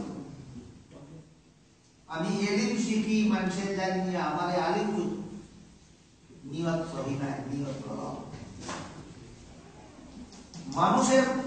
মানুষকে খুশি করিয়া মানুষের কাছ থেকে কোনো সন্তুষ্টি বা কোনো রকমের ফলাফল পাওয়ার আশায় দেখে কাম করলে, সওয়াবের কাম করলে এটা কোনো উদ্যোগ হবে না।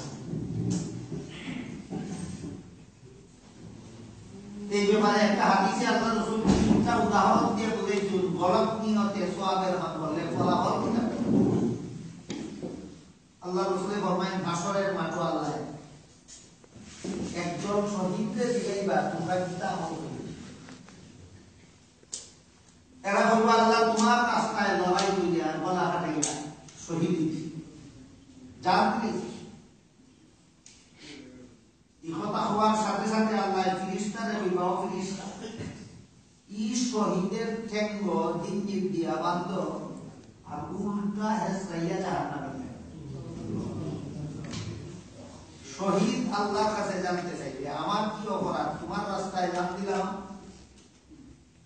আল্লাহ বলবে আমার রাস্তায় জান দিছো ঠিক, কিন্তু তোমার নিয়ত আছে মানুষে তোমারে বীর যোদ্ধা হইয়া মারহাবা, মানুষের মারহাবা পাইবার লাগি তুমি আমি আল্লাহর কাছে তোমার মতো শহীদের পুরস্কার জাহান্নামের আগুন ছাড়া। তারপরে আল্লাহ পাক রব্বুল আলামিন একদল দান খয়রাত করনেওয়ালারে জিগাইবা তোমরা কি দান। এরা বলবো বড় কষ্ট করিয়া টাকা পয়সা রুজি করছি আর তোমার রাস্তায় দান করছি। এরার ব্যাপারে আল্লাহ ফিরিস্তারে কইবা এরা ঠ্যাঙ্গ জিঞ্জির দিয়া বান্ধ আর হেসরাইয়া জাহান্নামে নিয়ে যাবে। এরা জানতে চাইবো আমরা কি অপরাধ। এরা বলবো তোমরাও দান খয়রাত করছো, মানুষে তোমরা মারহাবা হইতো, আমি আল্লাহরে খুশি করার নিয়তে নাই, তোমরা দান খয়রাতের পুরস্কার আমি আল্লাহর কাছে জাহান্নামের আগুন ছাড়া আর কিছু না। এখানে একটা কঠিন একটা মাসআলা আছে, এই মাসআলাটা সাথে সাথে না বলি আপনারা মধ্যে ভুল বুঝাবুঝি মাসআলাটা হলো, ধরুন আমি দানের মাদ্রাসা দান করলাম 100 টাকা, আমার উদ্দেশ্য নবীর ঘর দান করছি, আল্লাহর নবীর ঘর দান করছি, আল্লাহর শরীফ আল্লাহ বাড়িতে দান, আমার উদ্দেশ্য এখানে লগে হইয়া যদি মানুষের মারহাবা হইলা এতে আমার কোনো অবস্থা। কিন্তু আমার উদ্দেশ্য যদি তাকে দান বেশি করে দিলে মানুষের মারহাবা হইতে আমার এতে হইল গলত। মানুষের মারহাবা হওয়ার নিয়ত থাকলে এটা গলত, মানুষের মারহাবা হওয়ার নিয়ত যদি না থাকে আর আনা নিয়তে যদি মানুষের মারহাবা হইলা এটা মুনাস, এটা কিনা। তাহলে মারহাবা হওয়ার দ্বারা আমার লাভ না লস নির্ভর করে আমার নিয়তের উপর। মানুষের মারহাবা পাওয়ার নিয়তে দিলাম না আল্লাহরে খুশি করার নিয়তে। যদি মানুষের মারহাবা পাওয়ার নিয়তে দেই তাহলে আল্লাহর কাছে জাহান্নাম পাবে। আর যদি আল্লাহরে খুশি করার নিয়তে দেই আর মানুষের মারহাবা দিলাই যে আমার কোনো লস নেই। বরং কেউ যদি এই নিয়তে দেয় যে মানুষের আমি যে দিলাম মানুষের মারহাবা দিলে আরো 10 জনে মুনিয়া আরো 10 জনে নবী করে দিব, নিজে মারহাবা পাওয়ার উদ্দেশ্যে না আরো 10 জন কালেক্টর বার করার উদ্দেশ্যে। আরো ডনার বার করার এটাও তার কোনো ব্যবস্থা, তারও নিয়ম চলি। আমি দিলাম বলিতে মারহাবা দিলাম, আরো 10 জনে শুনলা, 10 জনে শুনে আরো 10 জনে দেওয়ার আগ্রহ বাড়ল। আমার উপকার হইল না নদীর ঘরের উপকার হইল? কিন্তু নিয়তই যদি থাকে মানুষে আমারে চিনত, আমারে ধন্যবাদ দিত, আমারে মারহাবা দিত, তে মানুষে মারহাবা হোক আর না হোক এই গানের কোনো পুরস্কার নেই।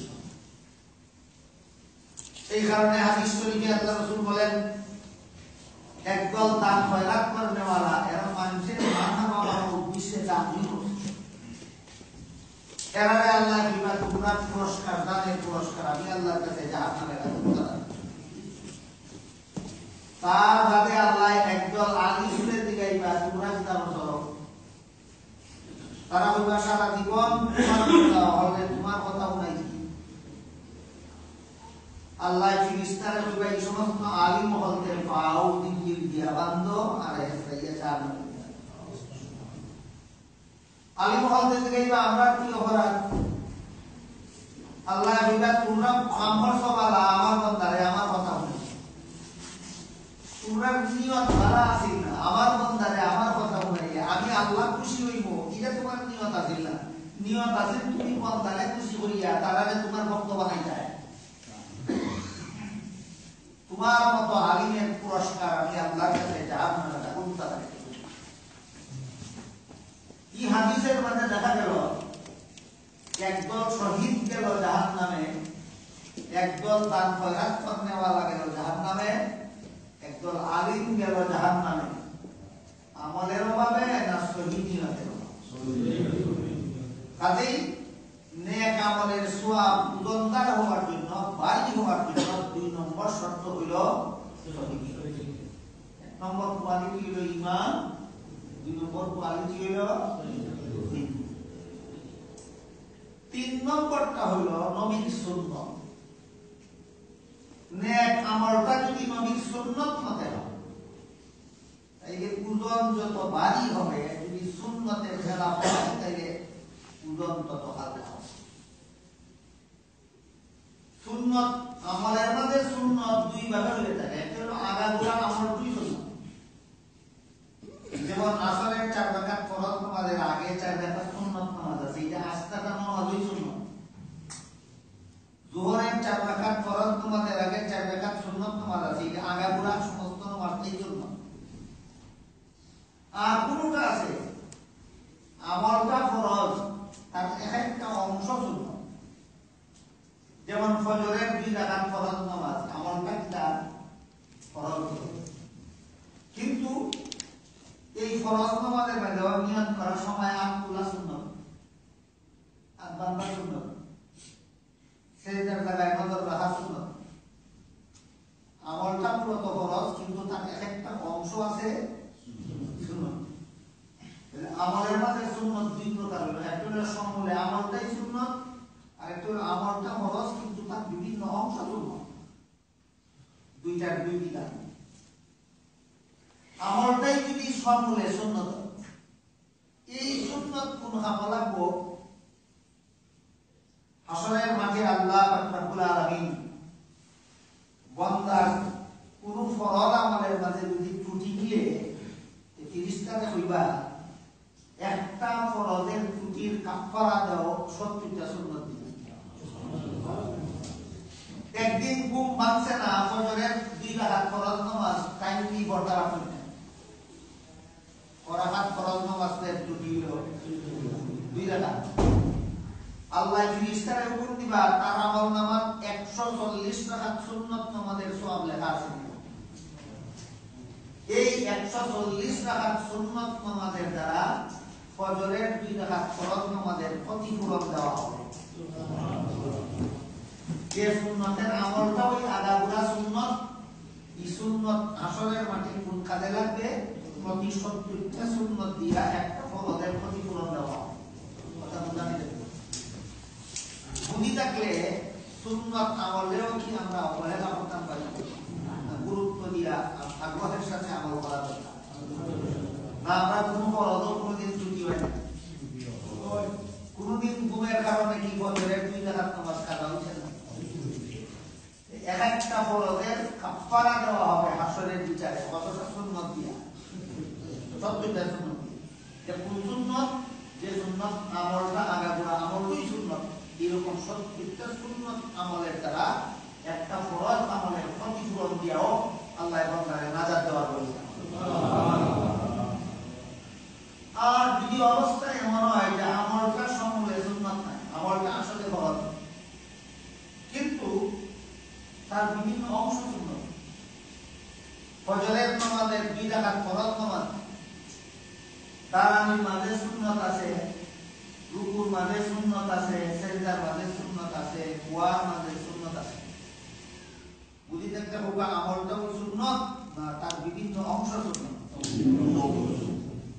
এই রকম ফরজ ওয়াজিব আমলের যে বিভিন্ন অংশ সুন্নাত আছে, এই সুন্নাতগুলি যে মনোযোগ দিয়া পালন করবে তার 2 রাকাত নামাজের সওয়াবের উল্লেখ ভারী হবে। এই সুন্নাতগুলিকে বেদিয়া করিয়া সারিয়া দিবে, তার সারা জীবনের নামাজের সওয়াবের এত উল্লেখ হবে না। সুন্নাতগুলি মনোযোগ দিয়া আদায় হইলে যে ফরজ পালন করবে তার 2 রাকাত ফরজ নামাজের যে পরিমাণ করবে। সুবহানাল্লাহ। কথা বুঝি থাকলে এখন আমরা একটা উদাহরণ দিতে। নামাজের দাঁড়ানির মাঝে যত সুন্নাত আছে, এর মাঝে একটা সুন্নাত হলো 2 পায়ে বৃদ্ধাঙ্গুলির মধ্যে যে পরিমাণ ফাঁক থাকে, 2 পাও মুড়ার মাঝে ওই পরিমাণ ফাঁক থাকে। আগে পিছে সমান ফাঁক থাকে। আগে যদি ফাঁক বেশি থাকে, পরে যদি ফাঁক কম থাকে। আমি সুন্নাত মতো দাঁড়াইলাম নামাজে, না মন করা মতো দাঁড়াইলাম? আমার কথা বুঝলে আপনারা বুঝবাইবা নামাজ উবানির সময় কতজন সুন্নাত মতো উবায়া, কতজন মন করা মতো। আর মন করা মতো উবাইলে আপনার উবানির উদন কত হামি হইলে আর উদানি আপনার এই আমলের উদন কত হামি হইলে আপনি তো সুন্নাত মতো উবাইছেন না, আপনি উবাইছেন মন করা মতো। তো নামাজ দাঁড়ানির সুন্নাত হলো দুটো পায়ের সামনে যত হান ফাঁক থাকবো, পরে দিয়েও অত হান ফাঁক থাকবো। 2 পাও দুলাঙ্গুলির মাঝখানে যত হান ফাঁক থাকবো, 2 পাও মুড়ার মধ্যেও এক সমান ফাঁক থাকবো। আগে দিয়ে যদি 4 আঙ্গুল ফাঁক থাকে, পরে দিয়েও 4 আঙ্গুল ফাঁক থাকবো। আগে দিয়ে যদি আদাত ফাঁক থাকে, পরে দিয়েও আদাত ফাঁক থাকবো। এক সমান সমান ফাঁক থাকলে দাঁড়ানি আমার সুন্নাত মতে হইল। আগে দিয়ে যদি বেশি ফাঁক থাকে, পরে দিয়ে যদি কম ফাঁক থাকে, সুন্নাত মতো নামাজে দাঁড়াইলাম না, দাঁড়াইলাম মন গড়া মতো। কথা বললাম না? আরেকটা প্রশ্ন হইল,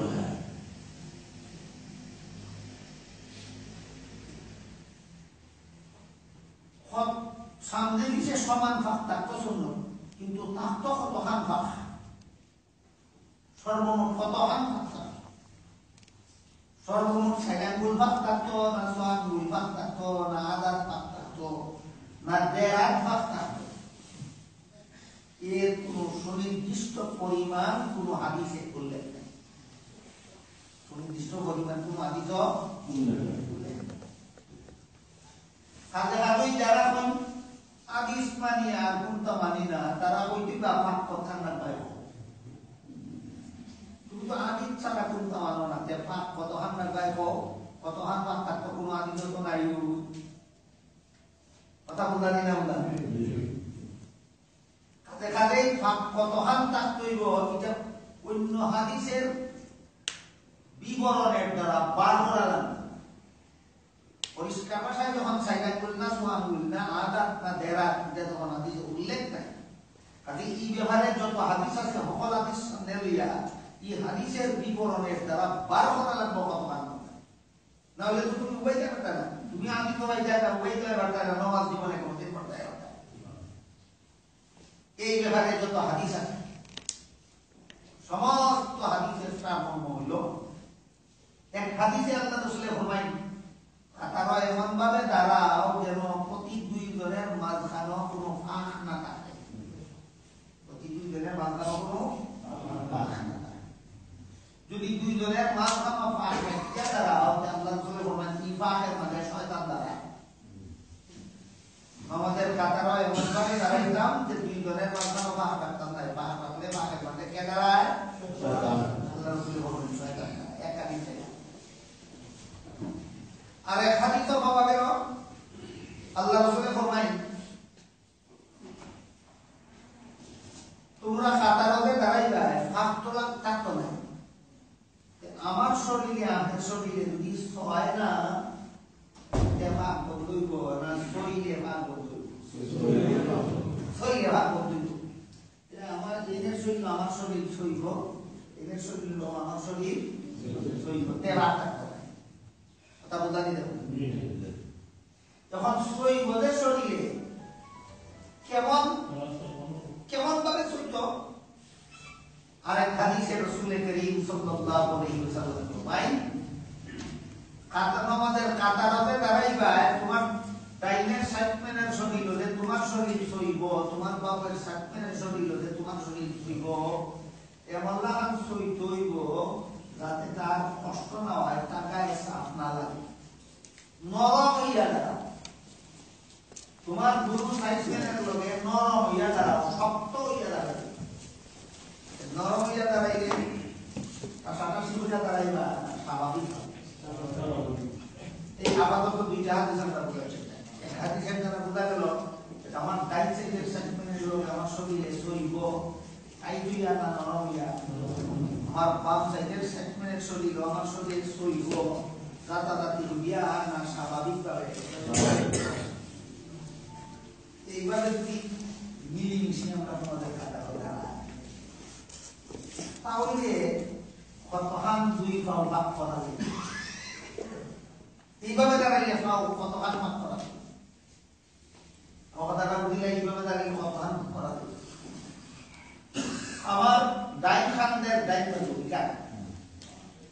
ইকান নাকি বাউ খানদের বাউ বাজু পর্যন্ত ইকান পর্যন্ত যতখান জায়গা ততখান এরিয়ার ভিতরে আছে আমার সমস্ত রাখুন আমার ডাইন খান থেকে বাম খান পর্যন্ত যদি 24 ইঞ্চি হয় সিনা হইব 26 ইঞ্চি এর ভিতরে আছে টেবিল হইব 25 ইঞ্চি এর ভিতরে আছে কমর হইব 27 ইঞ্চি এর ভিতরে আছে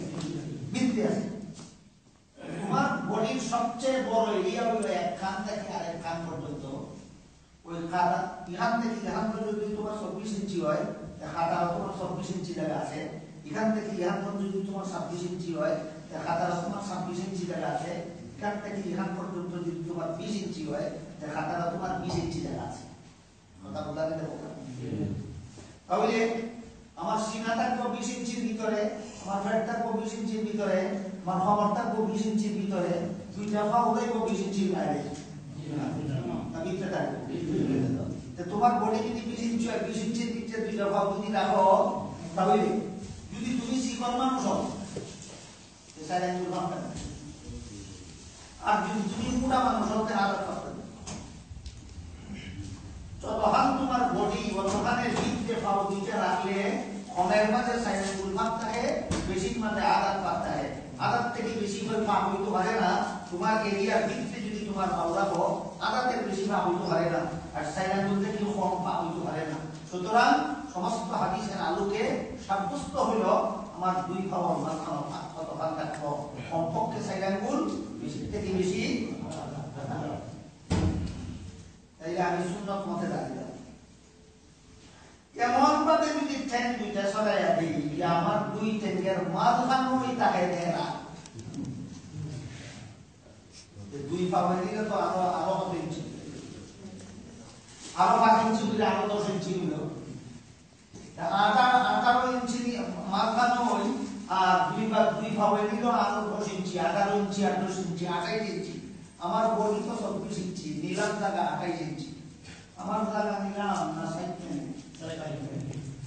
তার অনুমতি প্রমাণ জুড়ে নমাজ দাঁড়াইয়া যায় সাইড ম্যানের দ্বারা জুড়ে দখল করে এর সমালগিয়া হাত দুটা জুড়ে দখল করতো না সুন্নত মতো দাঁড়ানি হইল না মন করা এটা আমার আলোচ্য বিষয় না আমার আলোচ্য বিষয় আপনারা নিয়ে আমলুদন্দা কিলা আমি মন করা দাঁড়াইলে সুন্নত মতো দাঁড়াই ও আমি নামাজ বুঝি তাকে হোকা মন করা দাঁড়াইলে কোন বেশি কথা সুন্নত মতো দাঁড়াই তার আমি কয়েকটা সুন্নতের আলোচনা হবে। 1 নম্বর, দুনু পায়ের সামনে পিছে সমান ভাগ থাকবে। যার সাইডে মুলভাব থাকে এর আগে দিয়েও সাইডে মুলভাব থাকবো, পরে দিয়েও সাইডে মুলভাব থাকবো। যার আদাত ভাগ থাকে এর আগে দিয়েও আদাত ভাগ থাকবো, পরে দিয়েও আদাত ভাগ থাকবে।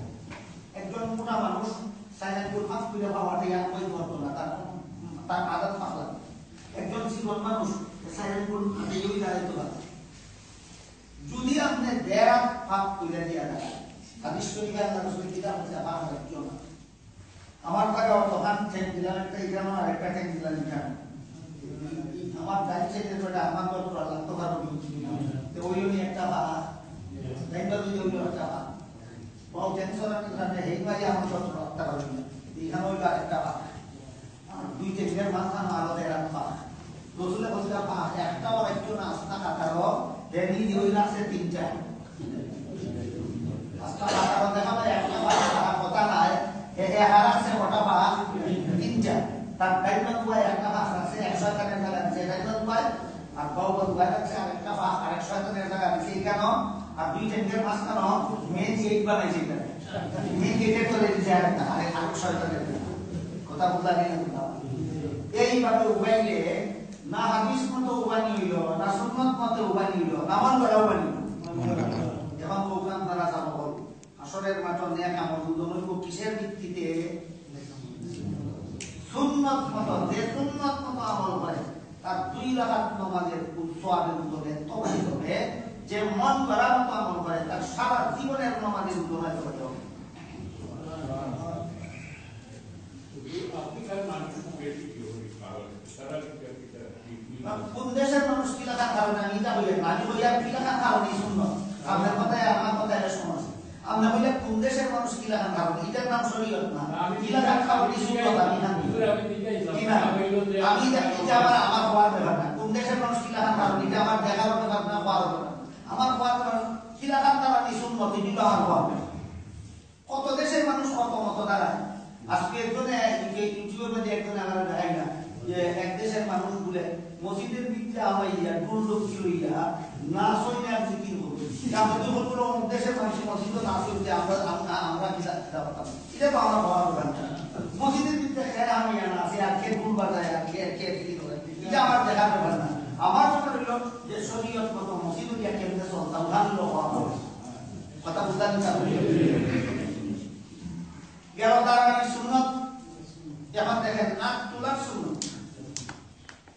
হাত তোলার ব্যাপারে পুরুষের জন্য হাত তোলার সুন্নত হইল এতটুকু উপরে তুলতা যে বুজাঙ্গুলের মাথা কানের লতির লেভেল হইল, সোয়ার কোনো দরকার নাই, লেভেল সমান সমান।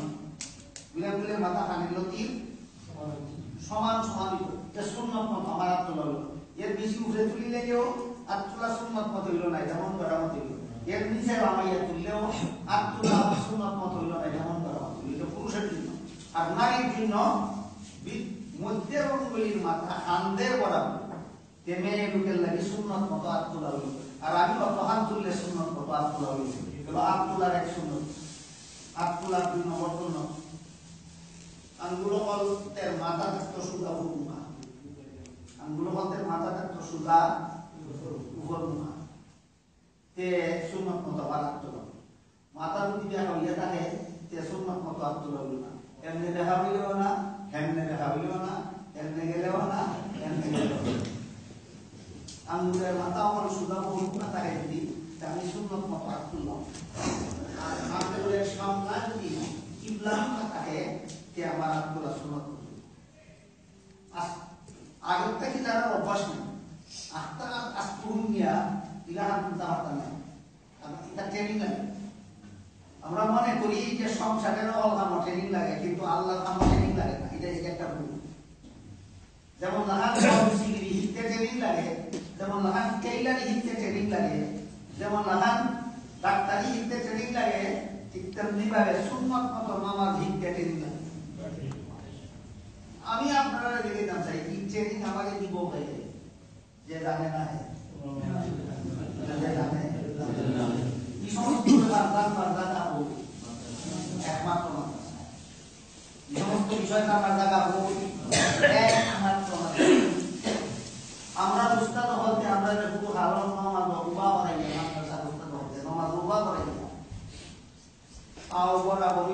সামনের দুই ঘুরের মাঝখানে তখন বা দুই মুরার মাঝখানে তখন আর ওই দেখুন বেশ কমিয়ে ইভান কিন্তু এটা সুদা হলেন আর তোলাইয়া সুদা হয়েছে দেখুন যদি সুদা হয়েছে ইভান কিন্তু এটা সুদা হলেন যদি দেখা যায় বীরেন্দ্র খানের পড়া বলেছে নিচে গেছে ইভান কিন্তু এটা সুদা হয়ে যাবে জন্য তখন করতে পেরেছে এইভাবে যদি আমরা মাদ্রাসা পড়নেওয়ালা কোনো আলিমের কাছ থেকে নিজের নামাজ খান সুন্নত তরিকা মতো শিখি না সারা জীবন মন করা না করবো আমি সারা জীবন মন করা না সুন্নত পথে নামাজ হবে আমার কথা বুঝতে চাইতে হবে সুন্নত পথে নামাজ না হইলে কি তৈল ও হাকিয়া আমার আজকে আপনারা বুঝাইলে কথাই লাগছে সুন্নত পথে নামাজ না হইলে কি তৈল উদাহরণ হইব জীবন হইলে তো আমার কামে করো আমার সুন্নত লাগিও আছে কথা বুঝানি না তাহলে পুরা সুন্নত এরপরে হইল হাত বাঁধার সুন্নত পুরুষেরা হাত বাঁধলে নাভির নিচে মেয়েকে হাত বাঁধলে সিনায় নাভির নিচে হাত বাঁধার হাদিস আছে সিনা হাত বাঁধার হাদিস আছে আমি তো যখন বলি আমি হাদিস মানি আর কোনটা মানি না তবে আর কি ভাই বলছি দুই হাত সিনাত বাঁধলে পরে নাভির নিচে বাঁধার মতো আর কোনো হাত থাকে না অথচ সহি হাদিস আছে নাভির নিচে হাত বাঁধা দুই হাত নাভির নিচে বাঁধলে সিনাত বাঁধার আর কোনো হাত থাকে না অথচ সিনাত বাঁধার হাদিস আছে কাজেই আপনি যদি আর কোনটা মানেন না খালি হাদিস মানেন যে সিনাত বাঁধার হাদিস মানলে নাভির নিচে হাত বাঁধার হাদিস মানার কোনো পথ থাকতো না আপনার আর যদি নাভির নিচে হাত বাঁধল সিনাত হাত বাঁধার কোনো হাদিস মানার কোনো পথ থাকবে না ইমাম আবু হানিফা রহমাতুল্লাহ বলেন নাভির নিচে হাত বাঁধলে পুরুষেরা সিনায় হাত বাঁধলে মেয়েরা কোন হাদিস মানার বাকি হইল না দুটো না মানা হইল মযহাব না মানার কারণে না মযহাব মানার কারণে মযহাব মানার কারণে হাদিস মানার পথ পার হইল মযহাব শব্দের অর্থই পথ কিসের পথ কোরআন হাদিস সঠিকভাবে মানার পথ কোরআন হাদিস সঠিকভাবে এই কয়েকটা উদাহরণ যদি দেখলে হতে চাবো আমরা নামাজ ফরজ নামাজ পড়ি ওয়াজিব নামাজ পড়ি যত নামাজ পড়ি নামাজের উপায়টা সুন্নাত মতো হওয়া দরকার আর তোলা সুন্নাত মতো হওয়া দরকার আর বান্দা সুন্নাত মতো হওয়া দরকার রুকু সুন্নাত মতো হওয়া দরকার সেজদা সুন্নাত মতো হওয়া দরকার দোয়া সুন্নাত মতো হওয়া দরকার দোয়া সুন্নাত মতো হওয়া দরকার পুরুষের দোয়া সুন্নাত হইল বাউ বাউয়ের মাথা ইলাহান বিছাই দিয়া বাউয়ের মাথা মাঝে টাইম খাবারের মাথা এমনি উবা মারে বুড়া ভুল খায় এটা পুরুষের দোয়া সুন্নাত মেয়ের লোকের দোয়া সুন্নাত হইল দুরু বাউ ডান দিকে বার করিয়া দিয়া এরপরে লামা কিলো মেয়ের লোকের দোয়া সুন্নাত আমি যদি এইভাবে বুয়ার ট্রেনিং নিয়ে আনা যায় পুরুষের যে লাহান নামাজের মাঝে বুয়া সুন্নাত কিভাবে বুয়ার প্রশিক্ষণ যদি আমি না নিয়ে থাকি আমি যদি কোনো উস্তাদকে জায়গায় এইভাবে কোনোদিন না হই যে দেখো আমি বাউ বাউ বিছাইয়া বার করব বুয়া আমার হইছে ডাইন বাউ কথা উবা করিয়া রাখা আমার হইছে যদি উস্তাদকে দেখাই না উস্তাদের যদি আমার কিছু দেই না সারা জীবনই নামাজ দমন করা মতে হইব কথা বল উস্তাদে দেখাইয়া না দিলে উস্তাদের কাছ থেকে আমি না শিখলে আমি নামাজ পড়বো সারা জীবন বইবো সারা জীবন নামাজ হলো খোকা সুন্নাত মতো হল না মন করা মতো হল অনভোক্তা মন করার মতো বললে সুন্নাত হইল না কি হইল উদাম খাও এই জন্য আল্লাহ পাক রব্বুল আলামিন ওয়ামান আরাদাল আখিরাতা ওয়া সাআলাহা সা'য়াহা ওয়া হুয়া মুমিন ফাউলাইকা কানা সা'য়ুহুম মাশকুরা তোমাদের কেউ যদি মুমিন হয় আর আমল যদি সহিহ নিয়তে আর সুন্নাত তরিকাতে তোমাদের কেউ যদি মুমিন হয় আমল যদি সহিহ নিয়তে করে আর সুন্নাত তরিকা মতে করে আল্লাহ বলেন তার পুরস্কার আল্লাহর কাছে গ্যারান্টি যুক্ত হয়ে থাকে বুঝি থাকলে কথা বল আমার নামাজ রোজা ইবাদত বন্দেগী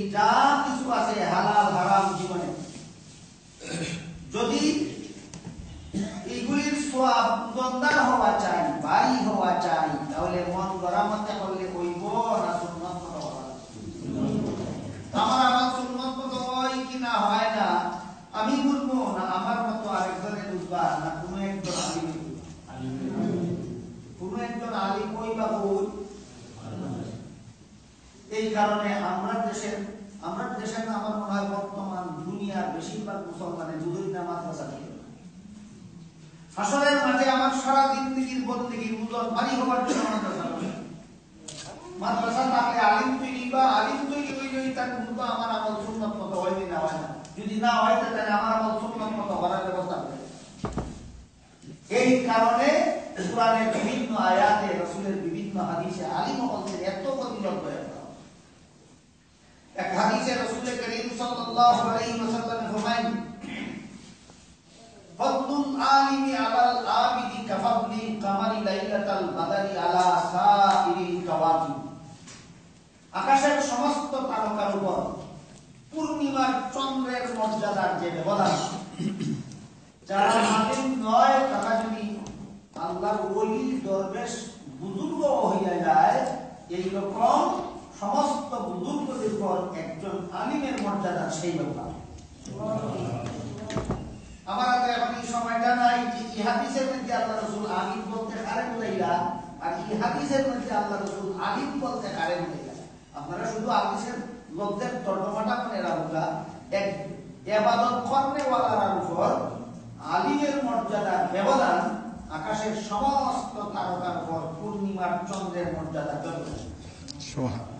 আর এক হাদিসে রাসূল করিম সাল্লাল্লাহু আলাইহি ওয়াসাল্লাম ফরমায়, ফাদলুল আলিমি আলাল আবিদি কাফাদলি আলা আদনাকুম। তোমরা একজন আদনা মুসলমানের মর্যাদার সাথে আমি মুহাম্মদুর রাসূলুল্লাহর মর্যাদা বেশ কম, আবিদের উপর আলিমের মর্যাদা সেই বেশ কম। কারণ কিটা? কারণ তো সেই আর হাদিসে আল্লাহ রাসূল ফরমায়, ফাকিহুন ওয়াহিদুন আশাদ্দু আলা শাইতানি মিন আলফি আবিদ। যারা আল্লাহর ইবাদত বন্দেগী করেন আলিম না, এরকম 1000 ইবাদত বন্দেগী করনেওয়ালা আল্লাহওয়ালা বান্দা শয়তানের মোকাবেলা এতখান করতে পারত নাই, একজন আলিমে শয়তানের মোকাবেলা যতখান করতে। কাজেই সমাজের সর্বস্তরের মানুষের শয়তানের খপ্পরটা কি বাঁচাইয়া, জাহান্নামটা কি বাঁচাইয়া জান্নাতের পথ দেখানোর জন্য একমাত্র আলিম ছাড়া এর কোনো বিকল্প নাই। আর আলিম তৈরি হওয়ার প্রতিষ্ঠান একমাত্র মাদ্রাসা ছাড়া দুনিয়াতে আর কোনো প্রতিষ্ঠান। আজকের এই জলসা একটা মাদ্রাসার উদ্যোগে করা হচ্ছে। এই কারণে মাদ্রাসার গুরুত্বটা আপনারা বুঝানোর লেগে আমি অতখান কথা কইলাম। বেশি সময় আর বাকি নাই, আসার নামাজের আগে ইনশাআল্লাহ সানিতা বাইতুন তাই আপনারা সামনে মূল্যবান নসিহত করবা, সময় মতো আদান হইব। আসার নামাজ ইনশাআল্লাহ এখানে জমা দেবেন। শ্রেষ্ঠ মাদ্রাসা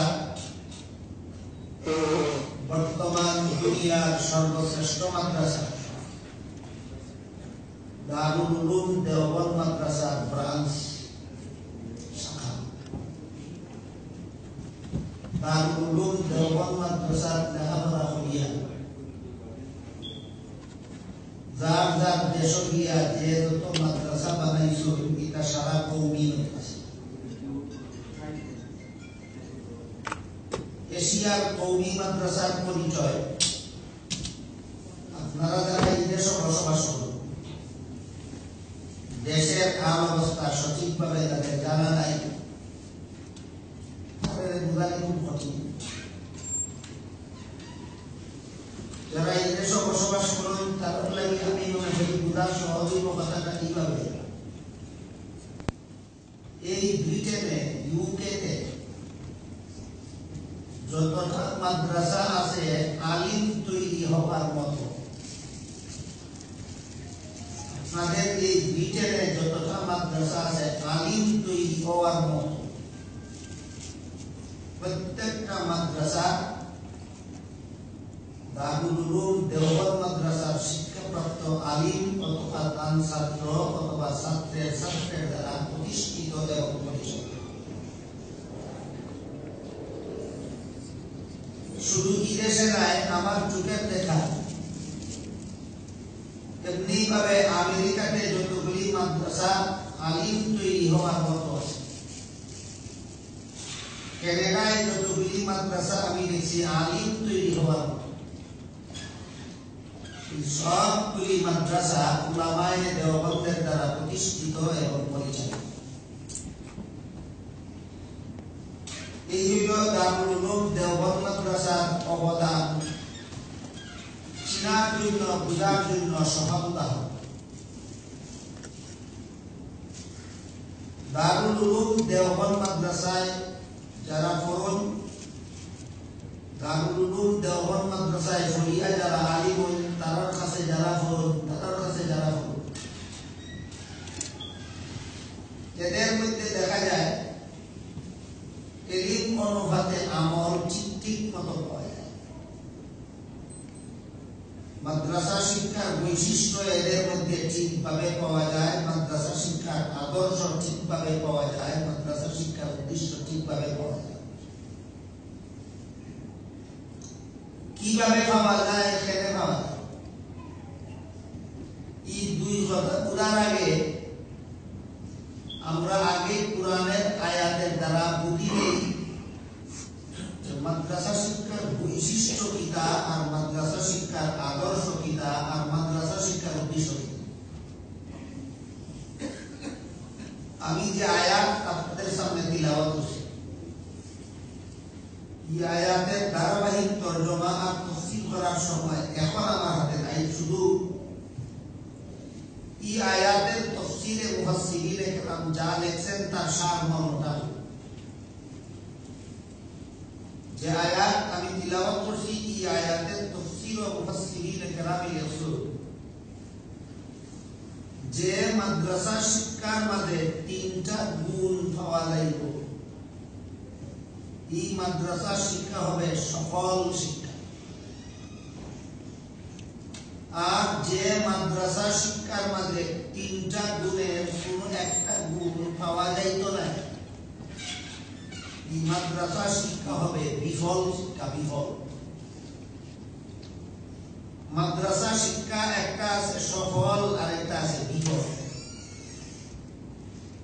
মাদ্রাসা শিক্ষার মধ্যে তিনটা গুণ থাকলে এই শিক্ষাটা হয় সফল, সাকসেসফুল। মাদ্রাসা শিক্ষার মধ্যে তিন গুণের কোন একটা গুণ না থাকলে এই শিক্ষাটা হয় বিফল, আনসাকসেসফুল। এই কারণে সফল মাদ্রাসা শিক্ষা আর বিফল মাদ্রাসা শিক্ষা বোঝার লাগি আগে আমরা বোঝা লাগবো গুণ তিনটা কি থাকে। যে তিন গুণ থাকলে মাদ্রাসা শিক্ষা সফল হয়, গুণ তিনটা কি কি? যে তিন গুণ না থাকলে মাদ্রাসা শিক্ষা বিফল হয়, এই গুণ তিনটা কি থাকে? এই তিনটা গুণের একটা গুণ হইল মাদ্রাসা শিক্ষার বৈশিষ্ট্য, আর একটা গুণ হইল মাদ্রাসা শিক্ষার আদর্শ, আর একটা গুণ হইল মাদ্রাসা শিক্ষার উদ্দেশ্য। বৈশিষ্ট্যটা কিতা, আদর্শটা কিতা, উদ্দেশ্যটা কিতা বোঝার আগে ইয়াদ রাখুকা যে মাদ্রাসা শিক্ষা সফল হওয়ার গুণ তিনটা: বৈশিষ্ট্য, আদর্শ, উদ্দেশ্য। এই আয়াতের তাফসীরে লেখা আছে মাদ্রাসা শিক্ষার বৈশিষ্ট্য ইলম অনুপাতে আমল। শুধু ইলম শিক্ষা করা আর ইলম শিক্ষা দেওয়া মাদ্রাসা শিক্ষার বৈশিষ্ট্য নয়, সাথে সাথে ইলম অনুপাতে আমল করা এবং আমল করাইয়া দেওয়া মাদ্রাসা শিক্ষার বৈশিষ্ট্য। কোন মাদ্রাসায় যদি কোরআন হাদিসের ইলম শিক্ষা দেওয়া হয় কিন্তু সেই অনুপাতে ছাত্ররা আমল করাইয়া দেওয়া হয় না, এই মাদ্রাসা বিফল হতে বাধ্য, আনসাকসেসফুল হতে বাধ্য। তাইলে মাদ্রাসা শিক্ষার তিন গুণের প্রথম গুণ যে বৈশিষ্ট্যটা কি? ইলম অনুপাতে আমল। আরেকটা হলো মাদ্রাসা শিক্ষার আদর্শ। মাদ্রাসা শিক্ষা এর আদর্শ দুইটা জিনিস, একটা হইল রাসূলের সুন্নাত আর একটা হইল সাহাবায়ে কেরামের জামাত। এই দুই আদর্শ অনুযায়ী যদি কোরআন হাদিস শিখে তার ইলম হইব সহিহ। রাসূলের সুন্নতের আদর্শ বাদ দিয়া নিজের বুঝ মতো যদি কোরআন হাদিস শিখে, সাহাবায়ে কেরামের জমাতের আদর্শ বাদ দিয়া নিজের জ্ঞান মতো যদি কোরআন হাদিস শিখে কোরআন হাদিসের এলিম পাইব, কিন্তু সহি এলিম পাইতো না, পাইব গলত। কোরআন হাদিসের এলিম আবার সহি হয় কেমনে, গলত হয় কেমনে? এই প্রশ্ন আপনারা মনে রাখতে পারে। আমি সূরা একটা উদাহরণ দিয়ে বুঝাইলে কোরআন হাদিসের এলিম সহি হয় কেমনে আর গলত হয়। পবিত্র কোরআনের বিভিন্ন আয়াতে আল্লাহ পাক রব্বুল আলামিন হযরত আদম আলাইহিস সালাম এবং ইবলিসের ঘটনা জান্নাতে ঘটেছে বয়ান করছেন। আদম আলাইহিস সালামকে জান্নাত দিয়া হইছিল যে কোন গাছের ফলমূল খাও, একটা গাছের ফল খাইতে দিছে। শেষ পর্যন্ত ইবলিসে ধোঁকা দিয়া আদমকে নিষিদ্ধ গাছের ফল খাওয়াইছে। এই ঘটনা জানে না আমার মনে হয় এমন কোন মুসলমান নাই। সমস্ত মুসলমানের মোটামুটি ঘটনা এটা জানা থাকার কথা যে জান্নাত আল্লাহ আদমকে যে গাছের ফল খাইতে নিষেধ করছি না, ইবলিসে ধোঁকা দিয়া এই গাছের ফল খাওয়াইছে। কতখান ঘটনা কোরআন আছে। খাওয়াইল যে এই কারণে আদমের দিক গুনাহ হইল, এর কোন মীমাংসা পরিষ্কার ভাষায় কোরআনের আয়াতের দ্বারা রাসূলের হাদিসের দ্বারা হয়। গুনাহ হইল কি না হইল না, এটার মীমাংসা পাওয়া যাবে সাহাবায়ে নবীর সুন্নতের দ্বারা এবং সাহাবায়ে কেরাম জমাতে। আপনি যদি এই ঘটনাটারে নিজের বিবেক দিয়া বুঝতে চান, তাহলে নিজের বিবেক দিয়া বুঝতে চাইলে হইবা এই কথা যে আল্লাহর আদেশ নিষেধ লঙ্ঘন করলেই গুনাহ। আদমে যখন আল্লাহর নিষেধ লঙ্ঘন করছেন, আল্লাহর নিষেধ লঙ্ঘন করলেই তো গুনাহ হয়, তা তো গুনাহ করতে নয়। কোরআনের কথা বুঝলা নিজের বিবেক দিয়া, কইল গলত। কোরআনের কথাই যে আছে, কিন্তু বুঝলাম নিজের বিবেক দিয়া, নিজের আমল দিয়া। এই কারণে বুঝ হইছে গলত, যে আদর্শহীন ইসলামী শিক্ষা গলত দিতে বাধ্য। আর যদি সুন্নতে রাসূল এবং জমাতে সাহাবার আদর্শ মতো এই ঘটনাটারে বোঝার চেষ্টা করব, সুন্নতে রাসূল আর জমাতে সাহাবার আদর্শ মতো আল্লাহর আদেশ নিষেধ শুধু লঙ্ঘন করলেই গুনাহ হয় না। আল্লাহর আদেশ নিষেধ যদি দুনিয়ার জীবনে লঙ্ঘন করে, স্বেচ্ছায় লঙ্ঘন করে, সজ্ঞান সাবালক মুসলমানে লঙ্ঘন করে, তে গুনাহ হয়। আল্লাহর আদেশ নিষেধ লঙ্ঘন করলে গুনাহ হয়, পালন করলে সওয়াব হয়। এই নীতির সম্পর্ক হইল দুনিয়ার জীবনের সাথে, জান্নাতি জীবনের সাথে নয়। দুনিয়ার জীবনে কেউ আল্লাহর আদেশ পালন করলে সওয়াব হয়, লঙ্ঘন করলে গুনাহ। জান্নাতি জীবনে মানুষের কোনো কামের সাথে সওয়াবেরও কোনো সম্পর্ক নাই, গুনাহরও কোনো সম্পর্ক নাই। আমার কথা বুঝি থাকলে বোকা, আল্লাহর আদেশ নিষেধ লঙ্ঘন করলে গুনাহ হয়, জান্নাত না দুনিয়া? আদম আলাইহিস সালামে আল্লাহর নিষেধ লঙ্ঘনই করেছিল, দুনিয়াত না জান্নাত। এর সাথে সওয়াবেরও কোনো সম্পর্ক নাই, গুনাহরও কোনো সম্পর্ক নাই। সুতরাং সুন্নতে রাসূল আর জমাতে সাহাবার আদর্শ মতো যদি আমরা আদমের ঘটনাটা বলি, এই ঘটনার দ্বারা আদমের গুনাহগার সাব্যস্ত করা যায় না। নিজের আমল দিয়া যদি বুঝি, অবশ্যই গুনাহগার সাব্যস্ত হয়ে যায়। সুতরাং কুরআন হাদিসের এলিম নিজের আমল মতো বুঝলে এলিম গলত হইতে বাধ্য, ভুল হইতে বাধ্য। কুরআন হাদিসের এলিম শিখতে হবে নবীর সুন্নতের আদর্শ মতো, সাহাবায়ে কেরামের জমাতের আদর্শ মতো, তখন হইব ই এলিম সহিহ।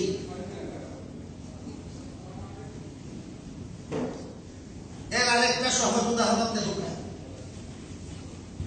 দুনিয়ার জীবনেও কোন সজ্ঞান সাবালক মুসলমান রমজান মাসও যদি রোজা রাখে, দিনের বেলায় খানা পিনা করতে আল্লাহ রোজাদার বলবে নিষেধ করছেন,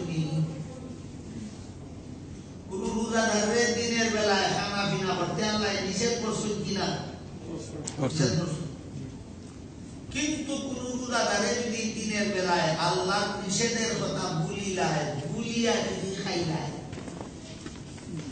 আপনারা রোজা না থাকলে উঠা গুনাহ হইবে। বিসমিল্লাহির আসসালামু আলাইকুম। গুনাহ হইবে জি না, ভুলিয়া খাইলে গুনাহ না না যে তুমি দুনিয়ার আইয়া আল্লাহর হুকুমে রোজা রাখিয়া আল্লাহর নিষেধ আছিল খানা বিনা করতাই না, ভুলিয়া খানা বিনা করিলে তার বাদেও তোমার গুনাহ হইল না। আর তোমার বাপের বাপ 14 গোষ্ঠীর বাপ আদম দুনিয়াতে আবার আগে জান্নাত থাকাকালে নিষিদ্ধ গাছের ফুল খাইছন, আল্লাহ আদমে বুলিয়া খাইল। তুমি বুলিয়া খাইলে গুনাহ হয় না, তোমার 14 গোষ্ঠীর বাপে বুলিয়া খাইলে গুনাহ হয়। কুরআন শিখছো, এলিম শিখছো, আমল দিয়া না আদর্শ দিয়া। তুমি আমল দিয়া কুরআন শিখলে ফুল হইতে বাধ্য, আর সুন্নতে রাসূলের জমাতে সাহাবার আদর্শ মতো এলিম শিখলে সহিহ এলিম হইতে বাধ্য। কতখানের কথা বুঝি থাকলে হুকাসা বহল শুধু আল্লাহর আদেশ নিষেধ লঙ্ঘন করলেই গুনাহ হইয়া যায় না, বেশ কম আছে। রোজাদারে জানিয়া শুনিয়া খানা বিনা করলে গুনাহ হইব, কিন্তু বুলিয়া খাইলে গুনাহ হইতো না। আদমের নিষিদ্ধ গাছের ফল খাওয়া সম্পর্কে আল্লাহ ফরমায় নাসিয়া আদম বুলিয়া গেল। তুমি বুলিয়া গেলে গুনাহ হয় না, তোমার বাপে বুলিয়া গেলে গুনাহ হইতো না। এলিম কেমনে শিখছো তুমি? বুদ্ধি থাকলে হোকা কুরআন হাদিসের এলিম বিবেক মতো শিখলে সহিহ হয় না গলত? সুন্নতে রাসূলের জমাতে সাহাবার আদর্শ মতো কুরআন হাদিসের এলিম শিখলে এলিম সহিহ হয়। সুতরাং মাদ্রাসা শিক্ষার আদর্শ হইল দুইটা, নবীর সুন্নত এবং সাহাবাগণের জমাত। মাদ্রাসা শিক্ষার বৈশিষ্ট্য হইল এলিম অনুপাতে আমল, মাদ্রাসা শিক্ষার আদর্শ হইল নবীর সুন্নত এবং সাহাবাগণের জমাত। এই দুইটা আদর্শ যারা মানে এরার নাম আহলে সুন্নাত ওয়াল জামাত। আমরা সমাজে এমন মানুষের অভাব নাই যারা আমি আহলে সুন্নাত ওয়াল জামাত হইয়া চিল্লাইয়া গলা ফাটাইলা, কিন্তু বুঝেওই না কেমনে আহলে সুন্নাত ওয়াল জামাত হয়। আমার এলিম সহিহ না গলত, আমার আমল সহিহ না গলত, আমার ঈমান সহিহ না গলত, মাপার জন্য নবীর সুন্নতকে যদি আমি স্কেল হিসাবে মানতে রাজি থাকি, আমার এলিম আমল আকীদা সহিহ না গলত মাপার জন্য যদি সাহাবায়ে কেরামের জমাতকে আমি স্কেল হিসাবে মানতে রাজি থাকি, তাহলে আমার নাম আহলে সুন্নাত ওয়াল জামাত। আহলে সুন্নাত অর্থ হলো নবীর সুন্নতের অনুসারী, ওয়াল জামাতের অর্থ হলো সাহাবায়ে কেরামের জমাতের অনুসারী। কোন বেলায় আমার এলিমটা সহিহ হইল না গলত হইল, আমার আমলটা সহিহ হইল না গলত হইল, আমার আকীদাটা সহিহ হইল না গলত হইল, নবীর সুন্নতের স্কেল দিয়ে মাপলে ধরা করব, সাহাবায়ে কেরামের জমাতের স্কেল দিয়ে মাপলে ধরা করব। যদি মানি তাইলে আমি আহলে সুন্নাত ওয়াল জামাত। এই কথা যারা মানে না তারা কোনো অবস্থাতে আহলে সুন্নাত ওয়াল জামাত হইতে পারে।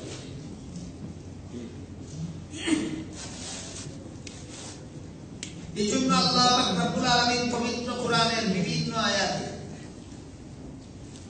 সাহাবায়ে কেরামের ঈমানকে অন্যদের ঈমান গ্রহণযোগ্য কিনা এটা যাচাই করার জন্য স্কেল বানাইছে।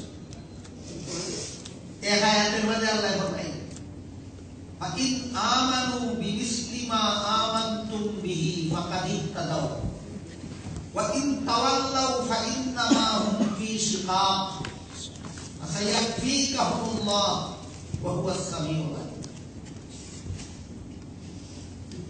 ও আমার নবীর সাহাবাও, কারে ডাক দিল আল্লাহ?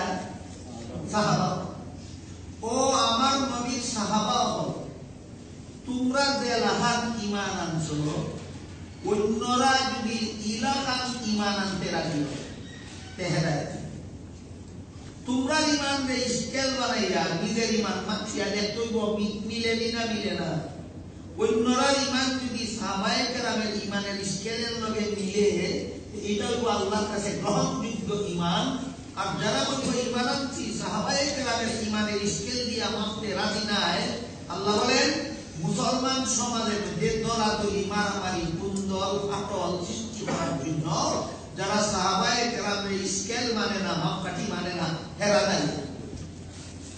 ওয়া ইন তাওয়াল্লাউ ফাইন্নামা হুম ফি শিকাক।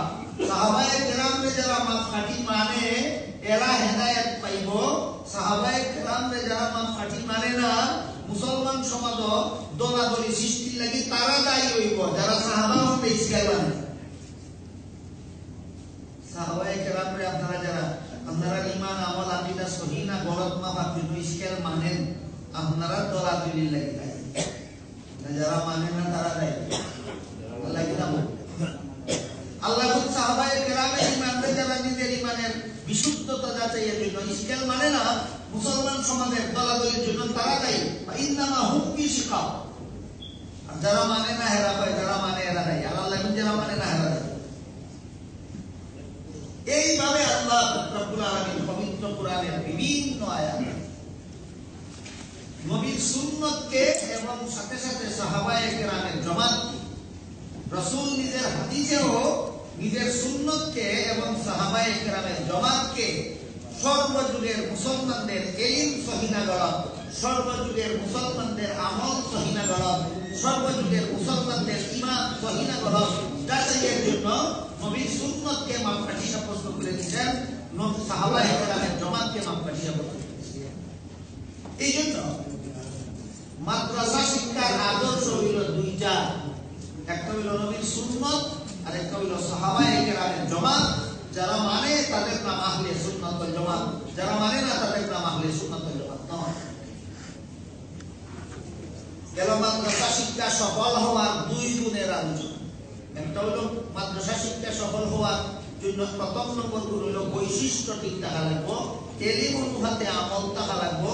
দুই নম্বর শিক্ষা হইল, দুই নম্বর গুণ হইল মাদ্রাসা শিক্ষা সফল হওয়ার দুই নম্বর গুণ হইল মাদ্রাসা শিক্ষার আদর্শ ঠিক থাকা লাগবো। নবীর সুন্নত এবং সাহাবায়ে কেরামের জামাতরে আমার ইলম সহিনা গলত মাপার জন্য স্কেল হিসাবে গ্রহণ করা।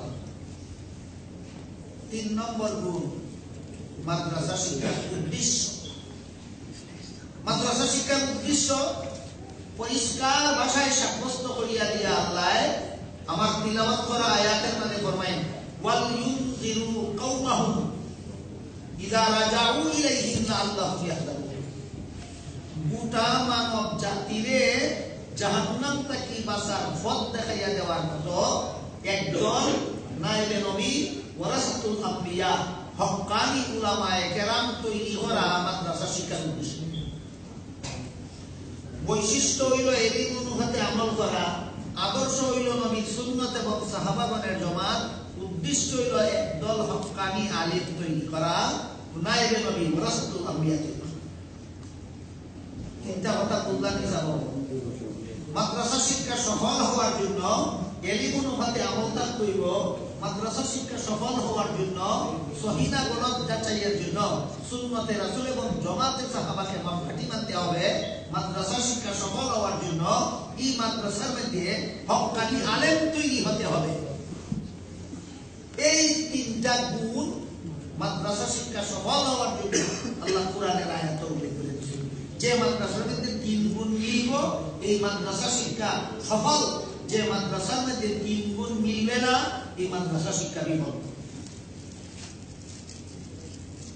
এই তিনটা গুণ বর্তমান দুনিয়াতে যত মাদ্রাসা নামের যত প্রতিষ্ঠান আছে, ইসলামিক স্কুল নামে যত প্রতিষ্ঠান আছে, ইসলামিক কলেজ নামে যত প্রতিষ্ঠান আছে, ইসলামিক ভার্সিটি নামে যত প্রতিষ্ঠান আছে বর্তমান দুনিয়াতে, ব্রিটেন বলেন, ইউএস বলেন, কানাডা বলেন, মিডল ইস্ট বলেন, সৌদি আরব বলেন, এশিয়া বলেন, ভারত বলেন, পাকিস্তান বলেন, বাংলাদেশ বলেন, বর্তমান দুনিয়াতে যত দেশ আছে সমস্ত দেশে ইসলামী প্রতিষ্ঠান নামে যত প্রতিষ্ঠান আছে, ইসলামী শিক্ষার নামে যত প্রতিষ্ঠান আছে, চাই মাদ্রাসা নামে হোক, চাই স্কুল নামে হোক, চাই কলেজ নামে হোক, চাই ভার্সিটি নামে হোক, বর্তমান দুনিয়াতে যত ইসলামী শিক্ষা প্রতিষ্ঠান আছে এই সবগুলির মধ্যে মাদ্রাসা শিক্ষা সফল হওয়ার যে তিন গুণের কথা আল্লাহ উল্লেখ করছেন, এই তিন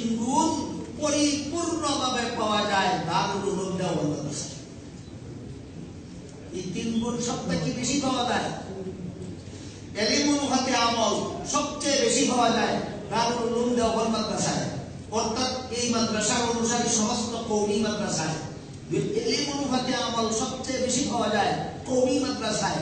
মাদ্রাসা শিক্ষার আমার ইলম সহিনা গলত যাচাইয়ের জন্য নবীর সুন্নতকে মাপকাঠি মাননেওয়ালা, সাহাবায়ে কেরামের জমাতকে মাপকাঠি মাননেওয়ালা সবচেয়ে বেশি পাওয়া যায় কওমি মাদ্রাসায়। গোটা বিশ্ববাসীকে জাহান্নাম থেকে বাঁচার পথ দেখানেওয়ালা আলেম সবচেয়ে বেশি তৈরি হয় কওমি মাদ্রাসায়। মাদ্রাসা শিক্ষা সফল হওয়ার যে 3 গুণের কথা আল্লাহ কুরআনে উল্লেখ করিয়া দিলা, এই 3 গুণ কওমি মাদ্রাসাতে বেশি পাওয়া যায়। এখানে এই কথাটা কইলেই আজকের মতো আমার কথা আছে। মাদ্রাসা শিক্ষা সফল হওয়ার জন্য যে 3 গুণের উল্লেখ করে দিয়েছেন আল্লাহ কুরআনে, এই 3 গুণ কওমি মাদ্রাসার সবচেয়ে বেশি পাওয়া যায় কেন? দারুল উলুম দেওবন্দ মাদ্রাসায় সবচেয়ে বেশি পাওয়া যায় কেন? দারুল উলুম দেওবন্দ মাদ্রাসার অনুসারী দেওবন্দ মাদ্রাসা হোকা আর আটাজারি মাদ্রাসা হোকা সমস্ত কওমি মাদ্রাসায় এই 3 গুণ বেশি পাওয়া যায় কেন? তার কারণ কি? তার কারণ হইল এশিয়া মহাদেশের সমস্ত কওমি মাদ্রাসার সর্বপ্রথম মাদ্রাসা দারুল উলুম দেওবন্দ মাদ্রাসা প্রতিষ্ঠা করেছিলেন আল্লামা কাসিম নানতুবি রহমাতুল্লাহ 1866 সালে। কাসিম নানতুবি রহমাতুল্লাহ আলাইহি হলেন দারুল উলুম দেওবন্দ মাদ্রাসার প্রতিষ্ঠাতা। এই কাসিম নানতুবি রহমাতুল্লাহ আলাইহির বংশগত পরিচয় হলো তিনি হযরত আবু বকর সিদ্দিক রাদিয়াল্লাহু আনহুর বংশধর। সুবহানাল্লাহ। দারুল উলুম দেওবন্দ মাদ্রাসার প্রতিষ্ঠাতা কাসিম নানতুবি হযরত আবু বকর সিদ্দিক রাদিয়াল্লাহু আনহুর নেক্সট জেনারেশনের অন্তর্ভুক্ত। এটা হলো ওনার বংশগত পরিচয়। ওনার শিক্ষাগত পরিচয় আছে আরো বড়, ওনার রাজনৈতিক পরিচয় আছে আরো বড়। সেই আলোচনাগুলির দিকে আমার এখন যাওয়ার মতো সময় আছে। আপাতত আমরা স্মরণ রাখি যে দেওবন্দ মাদ্রাসা এবং তার অনুসারী কওমি মাদ্রাসার মাঝে ইলমুল হাতে আমল বেশি হয় কেন? সুন্নতে রাসূলের জামাতে সাহাবারে আদর্শ সবচেয়ে বেশি মানা হয় কেন? এইখানে নায়েবে নবী ওয়ারাসাতুল আম্বিয়া সবচেয়ে বেশি তৈরি হয় কেন? এই মাদ্রাসার প্রতিষ্ঠাতা ছিলেন কাসিম নানতুবি রহমাতুল্লাহি আলাইহি। তিনি 1866 খ্রিস্টাব্দে মাদ্রাসার গড় নির্মাণের জন্য যে কয়েকজনের নিয়ে পরিকল্পনা গ্রহণ করেছিলেন তাদের মধ্যে একজনের নাম ছিল মাওলানা রফিউদ্দিন রহমাতুল্লাহি আলাইহি। মাওলানা রফিউদ্দিন স্বপ্নে দেখেন মুহাম্মদুর রাসূলুল্লাহ বলতেছেন, তোমরা যে মাদ্রাসার গড় বানাইতে পরিকল্পনা করছো, আমার হাতের লাঠি দিয়া দাগ দিয়া গেলাম, আমার লাঠির দাগে দাগে গড় বানাইবে। সুবহানাল্লাহ। এটা তো স্বপ্নের ব্যাপার। স্বপ্নে তো একবারে কল্পনার বাইরে কত কিছুই দেখতে পারে, কিন্তু ঘুম ভাঙার পরে বাস্তবেও মাটিতে স্বপ্নে দেখা রাসূলের লাঠি মুবারকের দাগ খাওয়া গেল এবং সেই দাগে দাগে সর্বপ্রথম উপমহাদেশের কওমি মাদ্রাসা দারুল উলুম দেওবন্দ মাদ্রাসা ঘর নির্মাণ পরিকল্পনা গ্রহণ করেছিলেন কাসিম নানতুবি। আর গড় বানানির সীমা রেখা টানিয়া দিলেন কে? মাদ্রাসা প্রতিষ্ঠা করার পরিকল্পনা গ্রহণ করলেন কাসিম নানতুবি। এই ফাউন্ডেশনের দাগ দিয়া দিলেন কে? মুহাম্মদুর রাসূলুল্লাহ। স্বপ্নে দাগ দিয়েছিলেন, ঘুম ভাঙার পরে স্বপ্নের সব কিছু মিটি গেল না? বাস্তবেও জমিনে দাগ পাওয়া গেল, বাস্তবেও জমিনে দাগ পাওয়া গেল। এই দাগে দাগে সর্বপ্রথম কওমি মাদ্রাসা দারুল উলুম দেওবন্দ মাদ্রাসার ঘর নির্মাণ করা হলো। সুতরাং পরিষ্কার হয়ে গেল যে সর্বপ্রথম কওমি মাদ্রাসার প্রতিষ্ঠাতা, বাহ্যিক প্রতিষ্ঠাতা কাসিম নানতুবি হইলেও মূলত সর্বপ্রথম কওমি মাদ্রাসার মেইন ফাউন্ডার ছিলেন স্বয়ং মুহাম্মদুর রাসূলুল্লাহ সাল্লাল্লাহু আলাইহি ওয়াসাল্লাম। এই ঘটনার ভিত্তিতে আমরা নিশ্চিতভাবে বলতে পারি কওমি মাদ্রাসা মুহাম্মদুর রাসূলুল্লাহ প্রতিষ্ঠিত মাদ্রাসা। সুতরাং এখানে ইলমুল হাতে আমল বেশি হইবই, কিয়ামত পর্যন্তই হইব। কওমি মাদ্রাসা মুহাম্মদুর রাসূলুল্লাহর প্রতিষ্ঠিত মাদ্রাসা। এইখানে এই মাদ্রাসা শিক্ষার আদর্শ সুন্নতে রাসূলুল্লাহ জামাতে সাহাবাকে সবচেয়ে বেশি মানা ওই কিয়ামত পর্যন্তই হইল, কারণ এটা মুহাম্মদুর রাসূলুল্লাহর প্রতিষ্ঠিত মাদ্রাসা। কওমি মাদ্রাসায় সারা দুনিয়ার মানুষকে জাহান্নাম থেকে বাঁচাইবার পথ দেখানেওয়ালা আলেম তৈরি হয়। কেন? কারণ এটা সারা দুনিয়াবাসীর জন্য নবী মুহাম্মদুর রাসূলুল্লাহ প্রতিষ্ঠিত মাদ্রাসা। এখানে দুইটা প্রশ্ন আমার আনুষঙ্গিকভাবে আসতে পারে। একটা হলো যে স্বপ্নে দেখলেন রসুলে দাগ দিয়া দিছ, ঘুম ভাঙ্গার বাদে জমিন দাগ পাওয়া গেল, আর ই দাগে দাগে সর্বপ্রথম কওমি মাদ্রাসা দারুল উলুম দেওবন্দের ঘর বানানি হইল। ইটা কি কোনো ইতিহাস আছে না মুখস্থ করা হবে? এটা এক প্রশ্ন। আরেক প্রশ্ন হইল যে মুহাম্মদুর রাসূলুল্লাহ যদি দেওবন্দ মাদ্রাসার ঘর বানানির দাগ দিবার লাগি আইতা হইল, তা আমরা মিলাদ চলিব আইতা হতা না, তোমরা লেখা আইতা হতা আমরা লেখা আইতা হতা না। এগুলি আমার মূল আলোচ্য বিষয় না, কিন্তু ঘটনা শুনলে অনেকের মনে এই প্রশ্ন জাগে। এর দায় আনুষঙ্গিকভাবে দুইটা প্রশ্নের জবাব। ভারতের মধ্যে যত ইতিহাস উল্লেখযোগ্য ইতিহাস লেখা হয়েছে, এর মধ্যে একটা প্রসিদ্ধ ইতিহাস গ্রন্থের নাম হইল তারিখে দারুল উলুম দেওবন্দ, আল্লামা সৈয়দ মাহবুব রহমাতুল্লাহি আলাইহি লিখিত কয়েক হাজার পৃষ্ঠা বিশিষ্ট উর্দু ভাষায় লিখিত ইতিহাস গ্রন্থ। বাংলাদেশ ইসলামিক ফাউন্ডেশনের পক্ষ থেকে এর বাংলা অনুবাদ প্রকাশ করা হয়েছে। অনুদিত বাংলা গ্রন্থটার নাম হইল দারুল উলুম দেওবন্দের ইতিহাস। যারা উর্দু ভাষা বুঝেন মূল ইতিহাস গ্রন্থ দেখতে পারবা, যারা বাংলা ভাষা বুঝেন বাংলা ট্রান্সলেশন গ্রন্থ দেখতে পারবা। এর ভূমিকায় পরিষ্কার ভাষায় লেখা আছে যে স্বপ্নে দেখলেন রসুল নিজের লাঠি মুবারক দিয়া দাগ দিয়ে বললেন, তোমাদের পরিকল্পিত মাদ্রাসার ঘর আমার লাঠির দাগে দাগে বানাইবাই, আর ঘুম ভাঙ্গার বাদেও জমিন দাগ পাওয়া গেল, এবং এই দাগে দাগেই সর্বপ্রথম কওমি মাদ্রাসা দারুল উলুম দেওবন্দ মাদ্রাসার ঘর নির্মাণ করা হলো। সুতরাং এটা তুতির তুলে হওয়ার কোনো হুতির কথা নয়, ঐতিহাসিক সত্য। আল্লাহ রাসূল স্বপ্ন যুগে দাগ দিয়া দিছে, ঘুম ভাঙ্গার বাদেও দাগ পাওয়া গেছে। এই দাগে দাগেই সর্বপ্রথম কওমি মাদ্রাসার ঘর বানানো হয়েছে। বানাই কথা না, ইতিহাসের পাতা লেখা আছে। কিয়ামত পর্যন্ত স্বপ্নের অক্ষরে এই ঘটনা ইতিহাসের পাতায় লেখা থাকে। দুই নম্বর প্রশ্ন হইল, নবী যদি এখানে আইতে পারেন তো এখানে আইতে পারতেন না? এই প্রশ্নের জবাব বোঝার আগে আমরা একটা কথা স্মরণ রাখি। দেওবন্দের মাটিতে দাগ দেওয়ার জন্য যদি মদিনার নবী দেওবন্দ আওয়া লাগে, তে নবীর বুজুর্গি প্রমাণ হয় না। মদিনাতে তাকিয়া না ইয়া যদি স্বপ্নে দাগ পৌঁছাইয়া দিলাইতে পারেন, তে বুজুর্গি হয়।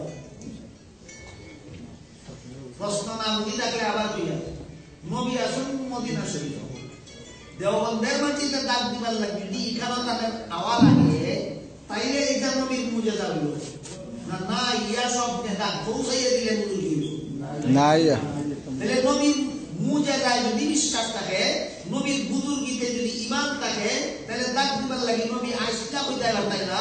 আর যদি হোক নবী আওয়া লাগবো না দাগ দিবার কেমনে, তে নবীর মুজিজায় তোমার ঈমান হইল।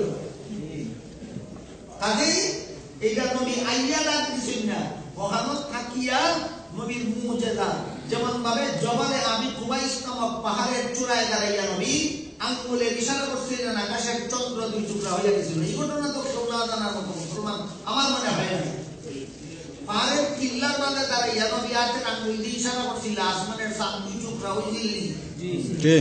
আপনারা বুঝি থাকলে বলবা এটা হাদিসের ঘটনা। নবী সান্দ গিয়া সান্দ দুই টুকরা করছিল না জমিন দাঁড়াইয়া? জমিন। যে নবী জমিন দাঁড়াইয়া আঙ্গুল দিয়া ইশারা করলে আসমানের চাঁদ দুই টুকরা হয়, ই নবী মদিনা শরীফ শুইয়া ইশারা করলে দেওবন্দের মাটিতে দাগ হয় না? হয়। কাজেই নবী আইসুই না, এটা নবীর মুজিজা। ইখানেও নবী আইন না, তোমরা এখানেও আইন না।